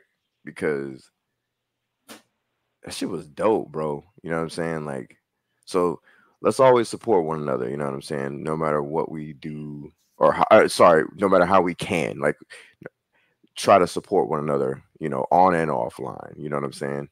I'm not asking anybody to draw blood or like hold a freaking crucible or anything, but let's help each other out. Let's show love and show genuine respect like we did in person, because nothing's changed. No matter what happens on social media, we should all be able to unite and be cool still. Sure. So the last couple of things I'll say is that people were complaining about Rebel Moon as a franchise and its lack of originality, as they put it. That's not what entertainment or anything really in life is about. Like, the existence of life is God knows how old. So there's nothing new. There's nothing original. It's all innovation from here. And he is one of the greatest auteurs of innovation. Zack Snyder's Rebel Moon is freaking insane. The big swings that it takes, you know, and that goes into my final point, which is people stop complaining. Please stop complaining about them PG-13 versus R cuts. We wouldn't have gotten the R version if not for the PG-13 versions. Like, let's be honest here. No studio was touching those the Rebel Moon franchise. Period. Every studio said no for whatever reason. And Netflix was the ones that ended up saying yes because of Zack's proven track record. And because they said yes, that man was able to make 4 movies on a budget of 1. Like, my hat's off to the entire franchise. Zack Snyder, Deborah, West, Brett, everybody, Hans, freaking Junkie, freaking man, everybody, DJ. Like, this was amazing, this experience. So I'm happy to have shared it with you, gentlemen, and cheers to many, many more That's right. experiences with y'all, for sure. I don't have anything open, but I got a bottle, so cheers. Right? This Yeah. is the bottle I took with me. It's the water bottle from the Egyptian. I was like, I gotta have something, so I just took I got my empty can of Spindrift. So there you go. Sparkling water. Yep. Gotta get it, man. And it was cool linking up with you, Leon, officially too. So shout out to you. Homie. Absolutely. And shout out to you, Josh, for picking up those items for me, man. Like, he came Wait, through clutch. that was your first time meeting up? Who, Josh? Well, like, Yeah. officially. Officially, like, yeah, but like Wait, semi was full circle. y'all didn't know, but I y'all didn't meet at one of the acknowledge Rebel Moon Johns? What's that again? Y'all didn't meet at one of the Rebel Moon Johns? Oh, when I went out there the first time? Or not the first time, but the first time for the first Rebel Moon cuts? I don't think so. I don't think we ran into each other then. Did we? Nah, I don't think so. But shout out to you because I helped get you. Oh, you got one of your own? I got one of my own. Nice. And I got my own. Nice. And because they were trying, I still have the paper right here showing that James Gunn's Superman shit was being marked down because they were trying to get me to spend over $100. Hey, my dog Josh was on a mission, boy. Josh, he was like, y'all not gonna get away with this lie. He's like, I'm not letting this shit go. He's like, that shit was marked down for $15. That shit was so funny. out. I was telling Sky, I was like, yo, Josh is sold not out. letting up, bro. And I Because don't that's the blame thing. you. Nah, I love it. That's love what it. we're talking Hell about. yeah. So these narratives, and Yep. that's why thank you for you guys doing the live streams to show it's not reality. And that's what I freaking hated, that Comic-Con was the hype. I literally did not see one person wearing the freaking shirt. I promise you, I saw one guy with the baseball hat at the airport as I was leaving the restroom. That's it. But anyways, Leon, you helped me get this exclusive Adventures of Superman since I spent money and avoided buying the James Gunn stuff. So thank you. Nice. That's awesome, man. That is awesome. But yeah, we'll have to link up. Maybe a Comic-Con in the future. Maybe we'll see. There'll be other events. Yeah, for sure, man. Absolutely. Mr. Super Sky, my bad, homie. I swear I did not see your avatar down here. I don't know how long you were backstage, homie, but It's probably like 30 minutes. Oh shit! I'm sorry, man. It didn't show up. I had to scroll down or something. I love you, man. You know I love you. You know I love you. But He did that shit on purpose.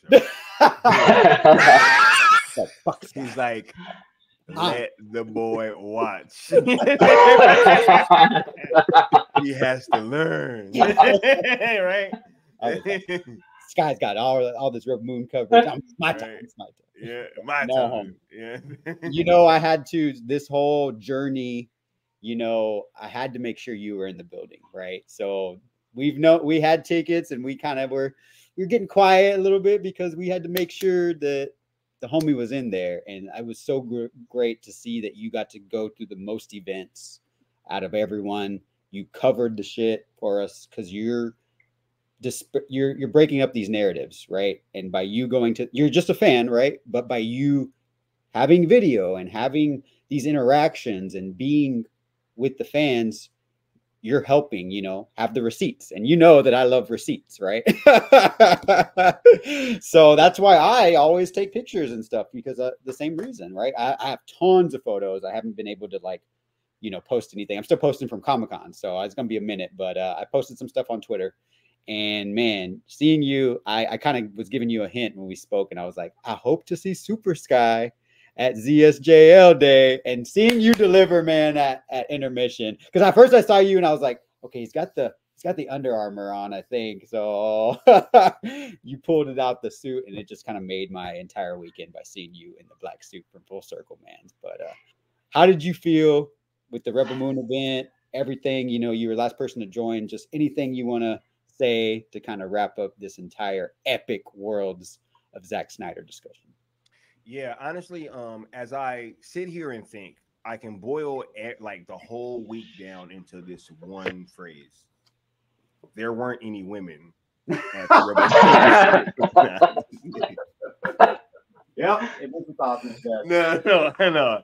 Honestly, man, to keep it a buck, like this week, I was trying to hold off from saying it, but the more that I've kind of thought about it, I think that this was the premier Zack Snyder event that I've been to. Obviously, Full Circle has ZSJL in IMAX, which was fucking crazy. I'm sorry, anybody that was not there, y'all don't get it. Like, you couldn't even see the whole frame. You know what I'm saying? Like, it was just, I don't know. It was like nothing else. But just being able to have this opportunity to literally watch Zack Snyder's growth as a filmmaker on screen, on the big screen throughout the whole week, and then to not only just be able to engage in that, have ZSJL shown in a Netflix theater, but also the uncertainty of seeing new stuff, right? Like with Twilight of the Gods, and not really knowing what to expect going into that. And then with the director's cuts, because we had already been promised that it would be a totally different experience than what we had already seen prior to that, right? So I'm very grateful and humbled to have been able to be there and to cover this thing in the way that we did. When we first started this whole sale thing, one of the first things that we kind of agreed on was that our true north was always going to stay the same. And the true north star for us has always been like, hey, how can we, like, it's getting these projects out, right? And supporting Zack Snyder. And so however it comes about that we can do that, we're going to try to do that. So if there's an event going down, we're going to try to see if we can cover it. And we may not even be able to cover everything, because I'm pretty sure that we won't be able to do that. But at the same time, just bringing you guys into as many of these events as we can possibly do, because like the fan base and the community needs to see this stuff, man. For so long, this fan base has kind of like we've let other people speak for us a lot of times, a whole lot of these content creators and stuff like that. And they don't always have your best interests in mind, they just don't, a lot of times showing support for this kind of stuff, it's done for a reason, right? And whenever it's done for a reason, typically speaking, that same support can be taken away as quickly as it was given.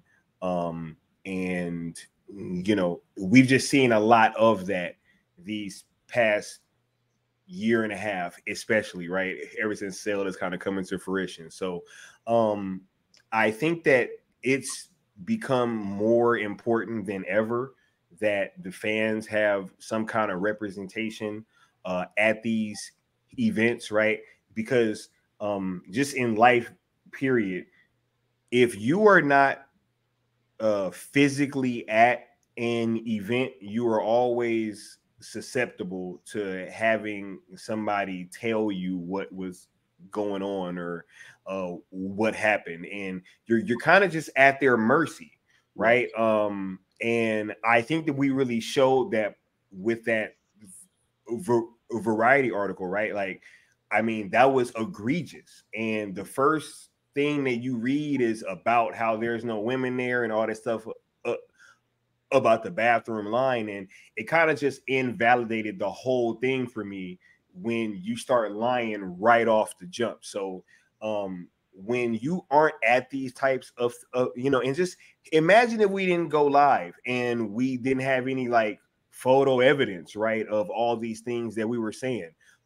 That narrative could easily have taken hold and really, spread without any type of pushback. So being there is very important. We're all fans. I did just like everybody else did, in terms of like having to get there through the normal process. I wasn't gifted any tickets in that sort of sense. Like, nope, I had to put my email in, and actually, funny enough, Josh sent me the link for the Rebel Moon tickets that came with a promo code. When I clicked the link, the promo code didn't even populate. And I was like, fuck it, I'm just gonna pay for the tickets. Like, I'm just gonna buy it. Right? Because why even fiddle around with Twitter and trying to go back? I'm like, no, I know how this works. You know what I'm saying? Yeah. Like, Full Circle sold out in like 3 minutes. You know what I'm saying? I'm like, yo, so no. I'm like, no, I'm just gonna buy the tickets. So yeah, I paid for my Rebel Moon tickets, right? Like, I got my ZSJL tickets through the same way that everybody else got them. I got my Twilight of the Gods tickets the same way everybody else got them. The rest of the fans, right? And for the other screenings, yeah, you just bought tickets. I wasn't gifted them, right? You just went to the Egyptian website and you bought a ticket to go to 300. You buy a ticket to go watch Watchmen, right? And they were like $12. You know what I'm saying? So, yeah, it was just great, man. And to be able to be a fan and to engage with these things and to bring other fans along for that ride, it is definitely special. It is something that we take very seriously and we don't take for granted, and we do it because we know how this works, man. Like,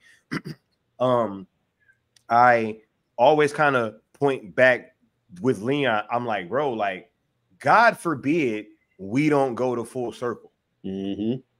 Right? Like, even just Full Circle, without us being there, a lot of these questions don't get answered, right? Like, and you can see it now. There is a concerted effort to muzzle this fan base and any excitement that we may have for any of this dude's projects, for any of his works.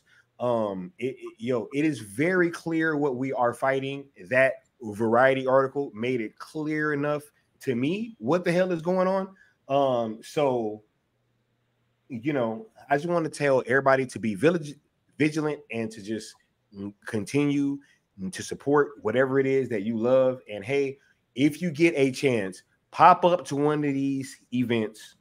I know it might be hard. It might even, set you back a little bit, but I guarantee you it's worth it. Oh, yeah. We've all done it. When I had to go to New York, you know what I'm saying? Hey, I was not expecting to just up and have to fly to New York, you know what I'm saying? And have to get a hotel and do all that. But hey, like, I did it and that shit was amazing. And yeah, like, I was able to bring the rest of the community. So if you guys are able to come, just imagine the energy that you guys are able to bring to these types of events as well. Hearing like Chris Brown's story about like how he got there, that shit pumped me up, yo. it made me realize, like, yo, there's real fans out here. And he know what he said to me, but we had a talk, and his talk like blew me away, bro. Like, we had a good talk, and it blew me away, you know. And just, I got a whole lot of respect for that dude, and knowing that, you know, fans are there rocking out with this stuff and have that same level of commitment, it makes it easier for us to kind of keep doing what we're doing. And yo, just, this was off the chain. I want to thank everybody that had any kind of hand in putting it in. I want to thank Zach, Debbie, Wes, everybody over at Netflix, American Cinematique, the Egyptian Theater, Tadum Theater. Like, it was just amazing. Shout out to the dudes at the parking spot that gave me that discount. You know what I'm saying? For show. Hey, that was clutch. It was probably Superman. Superman. Clutch. buddy hooked me up. You know what I'm saying? But yo, it's just great, man. And meeting all of you guys was the best part, honestly, and just sharing these moments, you know. So well said, brother. So well said, man. And I really appreciate everything that you've done. Like I want to emphasize too that full circle, 100%. You have said this on lives, and I've told you this. Like, the feeling going in was, don't ask Zack about future DC, because he's done. This is a farewell. Too bad I didn't get that memo. You did not get that memo. But no, he's absolutely right. He's absolutely right. Right? Yeah. You know what? Great example. Like that Kevin Feige video where he said that nobody had asked him about Kang. That's what Josh is talking about, Joe. Yeah. Like, the feeling be like, yo, don't ask about this shit. You know what I'm saying? Like, don't ask. But because you did ask, I didn't get that memo. In the black suit Superman, you inspired me to ask Batfleck himself, Ben Affleck, point blank, about his Batman script, The Batman, which he played coy on. And Zack has doubled down because Sky got captured Adrian. He was another dude out there asking Zack about Robin in Justice League 2, and Zack is still playing coy. So it all kind of connects, because you did that. You inspired me to ask Ben. That kind of connects to it. So it's all full circle, baby. It's all full circle. I just wanted to remind everybody just briefly that, like, before we even went to full circle, we got bad information, remember? From people that we thought had reliable sources that were literally telling us that he's gonna go to Warner, he's gonna go to full circle. Zack Snyder's gonna go to full circle and tell everybody that he's done. That was insane. That. So we're walking into full circle thinking, you know, we're on a mission, right, to get some information, but we're on a mission thinking that, man, this may be for naught. You know, it's like, good Lord, what are we gonna do? And we stayed the course. Hey, I didn't think that way. Well, I know, me neither. Me neither. I'm talking about for the crowd. This guy, nah. But not. I know what you mean. You could say that. I know I could say that. Not everybody else can say that though, because we knew better. There's no way. I know one person definitely can't say that. Facts. And I'm gonna say this. I'm gonna be done. But like, walking into that and having that, like, thinking that for real, that would be insane to me, because there's no way that Zack's hosting this event full circle and then he's like, well, I'm done. Right. You know what I'm saying? Mm-hmm. And knowing who facilitated it. Yeah. Especially after we were there and he confirmed who facilitated it. So it was like, you know, anyway. Yeah, man. Yeah, full circle was something else, man. And it just continues, the momentum continues, and Absolutely. All you guys really helped with that. Like, and I want to also give a shout out to Invictus Prime, another Chris who was asked an amazing question in a Netflix hoodie to Zack Snyder, which got a shout out from Zack. Victus and his wife were amazing. I got to connect with them after Full Circle. They're too. always dope. Yeah, I got to see him at Comic-Con a few times. Super cool dude. Who else? There was somebody else. Adrian was awesome. And yeah, just everybody who attended, man. Really, really was special. I think we guys better start wrapping up because the later it goes, the more Hayden starts looking like Robert Pattinson with the dark coming on. So The darker it gets. is he turning into Robert Pattinson now? The eye paint will start to come out, you know? The Nirvana comes on at midnight. The Nirvana. Rada. Come on. But Hayden, do you have anything? I know you're new to. Thanks for debuting YouTube Yeah. channel, Shout man. out to Hayden, yo. We gotta get my man some kind of avatar though, or something whenever he turns his camera off, so it's not just a blank spot. You know what I'm saying? But Yeah, I shout out to the know. homie. Yeah, no. You can use the Robert Pattinson back cowl. You know?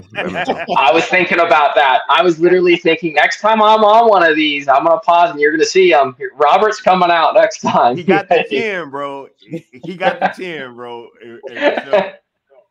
Thanks, guys. Do more content, man. He gonna walk around for no reason.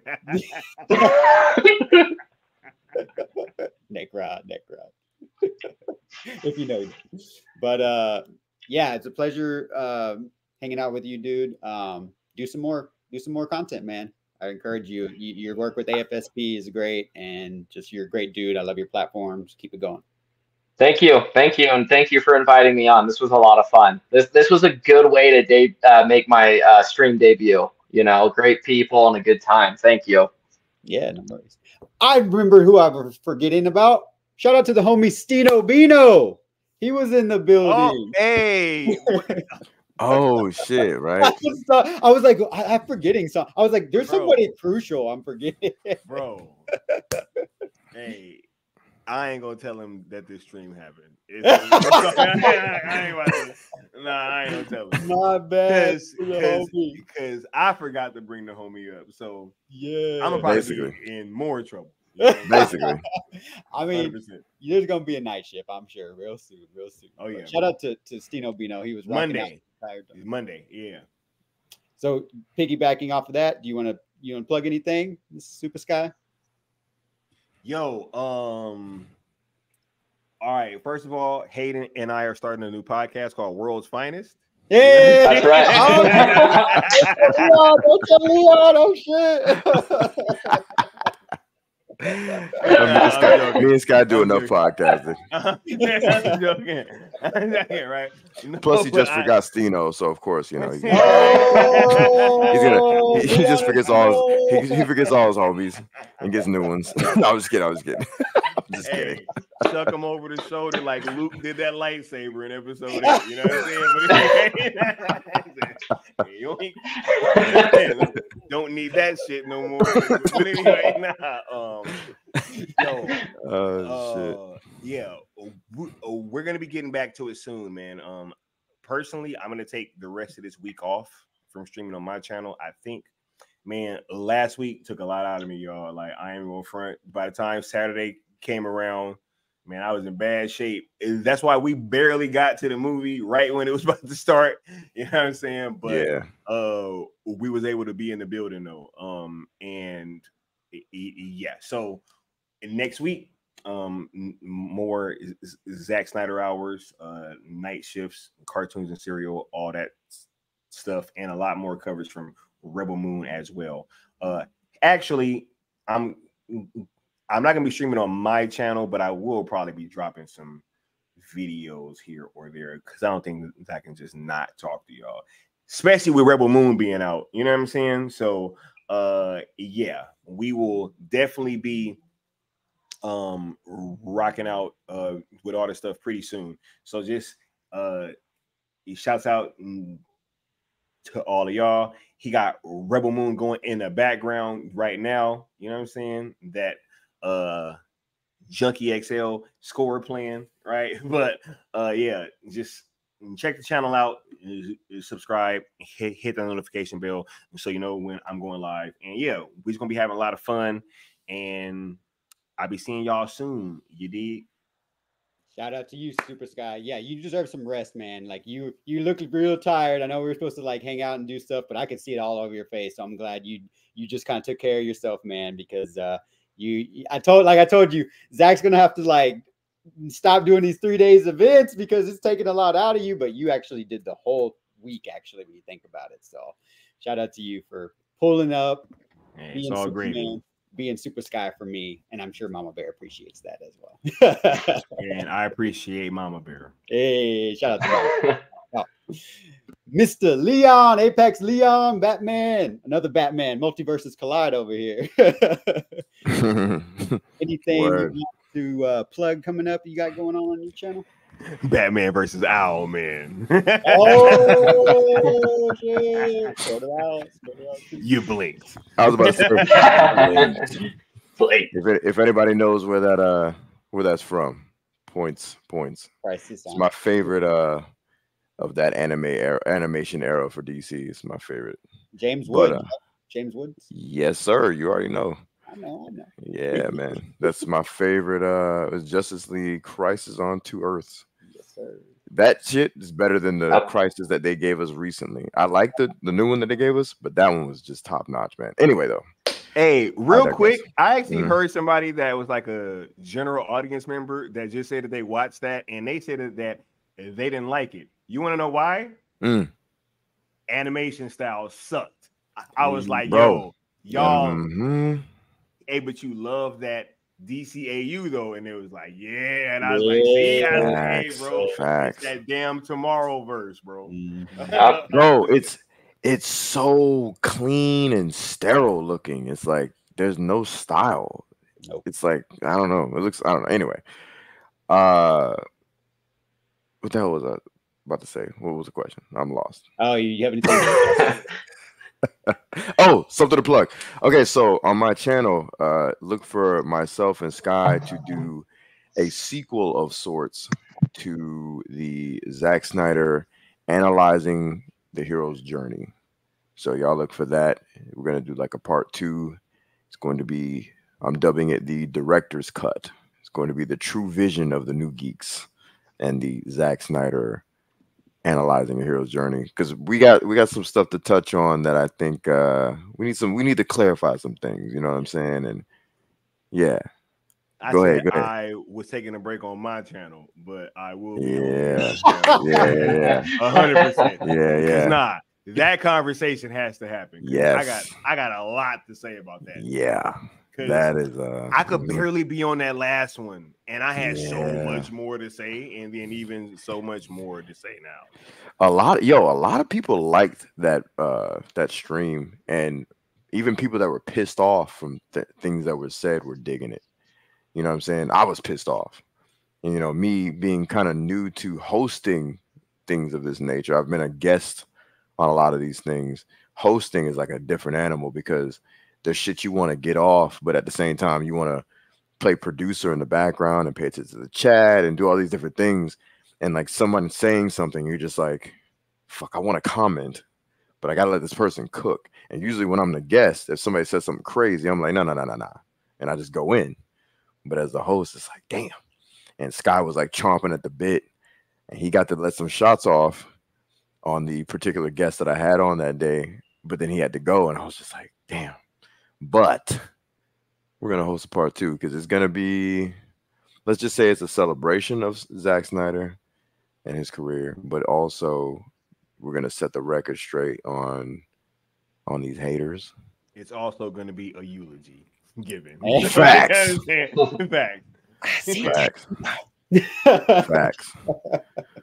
Facts. Because they've never fought us before, man. Not us united. Hey. You know what I'm saying? But other than that, you know me, I like to pop out and do my thing. You know, this past week was kind of a surprise coming from my channel. I was streaming left and right, and dropping videos all over the place. So, and I planned on doing that. I was like, when I get out there to Cali, I'm about to be all over the place. So, you know, look for more material. I got some stuff cooking up in the works. So, and hey, everybody, welcome. Everybody on this panel. Obviously, you, Sky, but everybody on this panel, you know what I'm saying? Y'all are always welcome. You know, you guys have great perspectives, great energy, and great passion for all entertainment, not just Zach. So, I'm looking forward to collaborating with y'all, and I think I got something cooking up in my mind right now. I'm about to take some notes. Yeah. Shouts out to Hayden. You know what I'm saying? I might have to have him on so I can explain to him why Sean Connery is still the best James Bond. Oh, boy. Oh, hey, speaking of that, who's your Bond? I grew up. Daniel Craig. I better just leave right now then.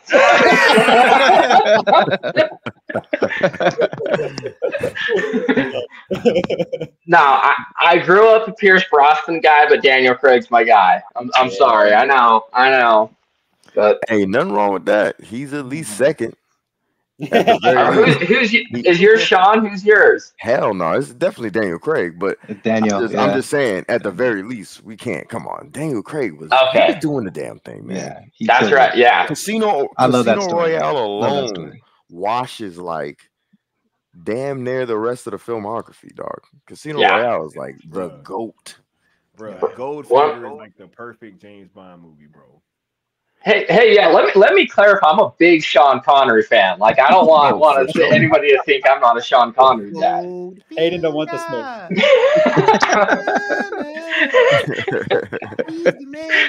The man with the golden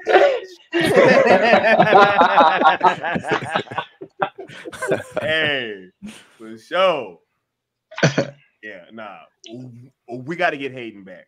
For sure. Yeah. For sure. Can you guys see my little 007 Hold on, let me glasses right there? Yeah. So Well, how do I you can zoom in. I know. Josh put it himself. How do I do that? There it is. So I basically own all of the sunglasses from all the Craig films. So these are some No Time to Die ones I just happen to have here. But each stream, I'll just try to wear another pair. You know.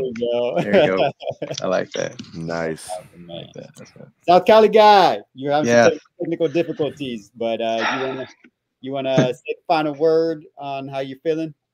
Yeah, sorry about that. My phone was starting to die, and it does that stupid shit where it just starts shutting down everything to conserve battery. So I was like, oh shit.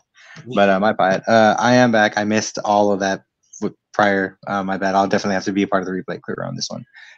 But definitely, it was an honor and a privilege to be there with you this weekend, you guys. Definitely, like I said, one of the highlights of my life. Just the overall, the energy, the crowd, the fans, the support. You see the love in the air. Like, it's literally, as far as fandoms go, I couldn't have asked to go to an event like this and asked for a better outcome. That literally, I was so humbled to be there amongst you guys, amongst like-minded individuals. It was just the experience alone, and getting to meet Zach. I mean, yeah, that's also great too. Don't get me wrong, but the experience of just being there with you guys, like I've only seen you guys really, like just a little Twitter bubble. That's literally how I see you guys a lot of the time. That's it. And so it's cool to actually be there in person, and it's just like, yeah, it's like we're homies. Like, we've known each other for like years, and it's because of Zack Snyder that's like literally how we came together. Like, Zack bringing people together. I love it. So I'm ecstatic. I'm happy. I can't wait to see what's next. I can't wait for Twilight of the Gods to finally drop in September. Like, I'm so happy about that. I don't know how much crazier it can get from there, but I'm sure we'll find out. But yeah, this weekend, it was an absolute blast, you guys. I'm just, thank you for being a part of it. I'll never forget it. And, hopefully soon we get to do it all over again. Oh yeah. It's definitely going to happen again. We'll definitely link back up. Thanks for being on the panel. Thanks for welcoming us, to you and Skies, again. So we appreciate invading you guys. Thanks for all you for joining. I really just wanted to. I know there's been headlines already going around about Rebel Moon, and I was just like, you know what? Zero women, Josh. I was Zero women. I was like, nah. I don't have my bracelets on that I had for Twilight, but man, I had to do a Wonder Woman. I was like, no, we're gonna focus on what's positive. and having all you guys there to talk about your experience. Thanks to Brett Culbert for joining the panel and actually interacting with fans. He was super excited when I asked him if he was able to. And he's like, yeah, so sorry I was late, South Cali guy and Hayden. Had to wait for, the commander, that guy. So, but man, all the feedback, I told Brett this, and I want to tell you guys and everyone here in the chat and everyone here on the replay crew. I've gotten so many messages from people that just are thanking me. I don't know why they're thanking me, but encouraged by all of our camaraderie, people that are just like galvanized by seeing us in person, right? People talked about, oh yeah, like I got to see you and Brett, and I got to see Sky and talk with him, take a picture with this person. Like it really did a lot. And the only thing I kind of want to wrap this up by saying is that the thesis for me of the entire weekend was Cyborg's quote. We all came from different areas, different parts of the world. Hey, that picture is it. Hold on. Let me get you full screen. Oh no, my laptop is freezing as I'm trying to get you full screen. That's a fire ass pic. Hold on, let me try. I might get booted, but forget it, Josh. The moment's passed.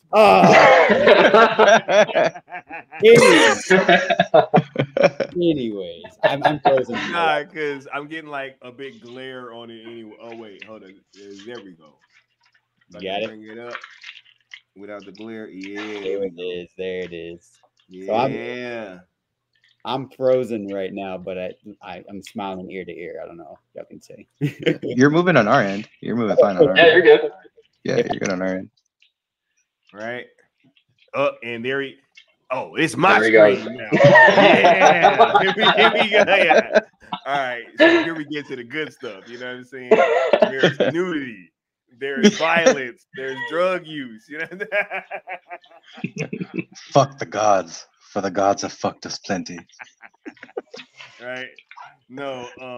But yeah, that was that picture, and then we took this other one. This one. Yeah. Y'all been seeing that one too. That's the one. Fire pick. Yeah. That's such a fire pick. That's so fire. Right. But yeah, that sense of community has been like on such display ever since last week. And it doesn't really shock me that people have been reaching out about seeing that and kind of coming through their screens and stuff like that. So, man, that's why I think everybody on this panel felt so moved by what happened. It was truly that kind of thing. And, I'm forever changed. Hey, I told this story last night. I didn't think Chris Brown was a real person, like in my chat. That's real talk. I remember you telling him that too. I told Leon, I was like, bro, I didn't think this was like a real person, And then there he was, a whole human being, that trekked all the way from Delaware, right? And made these stops and was checking out these landmarks for Man of Steel. And I'm like, bro, This is a real fan right here, right? So yeah, I definitely learned a whole lot from this experience, and it was just truly amazing. Josh, I held it down, bro. Thanks, man. I knew you were going to. I knew you were going. Hey, just don't run it back and look at what was said while I will definitely do that as soon as we get done. Please don't.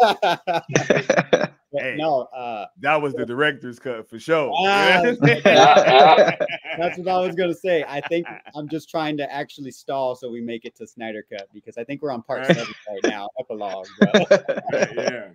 But no, I just wanted to thank you guys and summarize that I've gotten a lot of feedback, and the genuine consensus that I'm feeling amongst the fandom and everybody who attended is the Cyborg quote.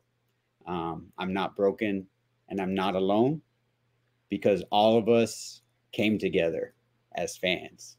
And people have told me, I was there by myself, but I did not feel that way by interacting with you guys. So shout out to everybody who who made that possible. Shout out to Zack Snyder. Shout out to Netflix. Shout out to the Egyptian Theater. Cinematique is how I think American Cinematique is how you say it. Something like that that. Doesn't have any women.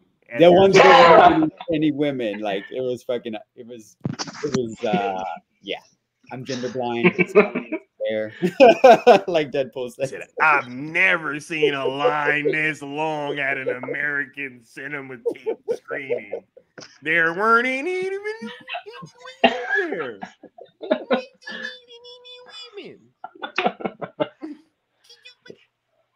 Hey, come on, bro.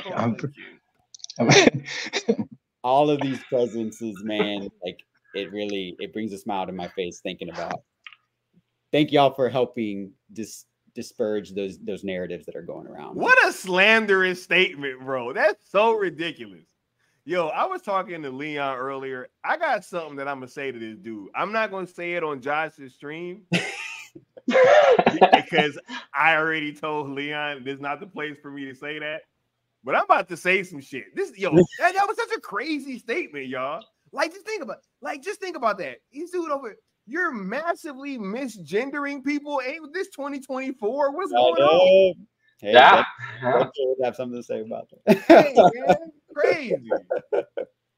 But hey, it's all good. We know we have the footage, we have the receipts, we have the power as fans, right? That's what this weekend taught me, is that we are rebels and we're going to keep on marching.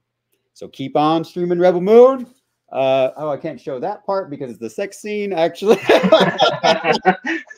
Oh, God, I looked. Hey, Josh know what he was doing. Gunner is getting it in. So let's just say Josh over there like, what's the timestamp? No, thank you all, guys. We're going to shut it down. Hashtag sell ZSJL to Netflix. Hashtag sell Snyderverse to Netflix. That's right. You dig. Everybody, stay safe out there. And don't forget, you are not alone. Everybody have a great night. Definitely not. See y'all later. See ya.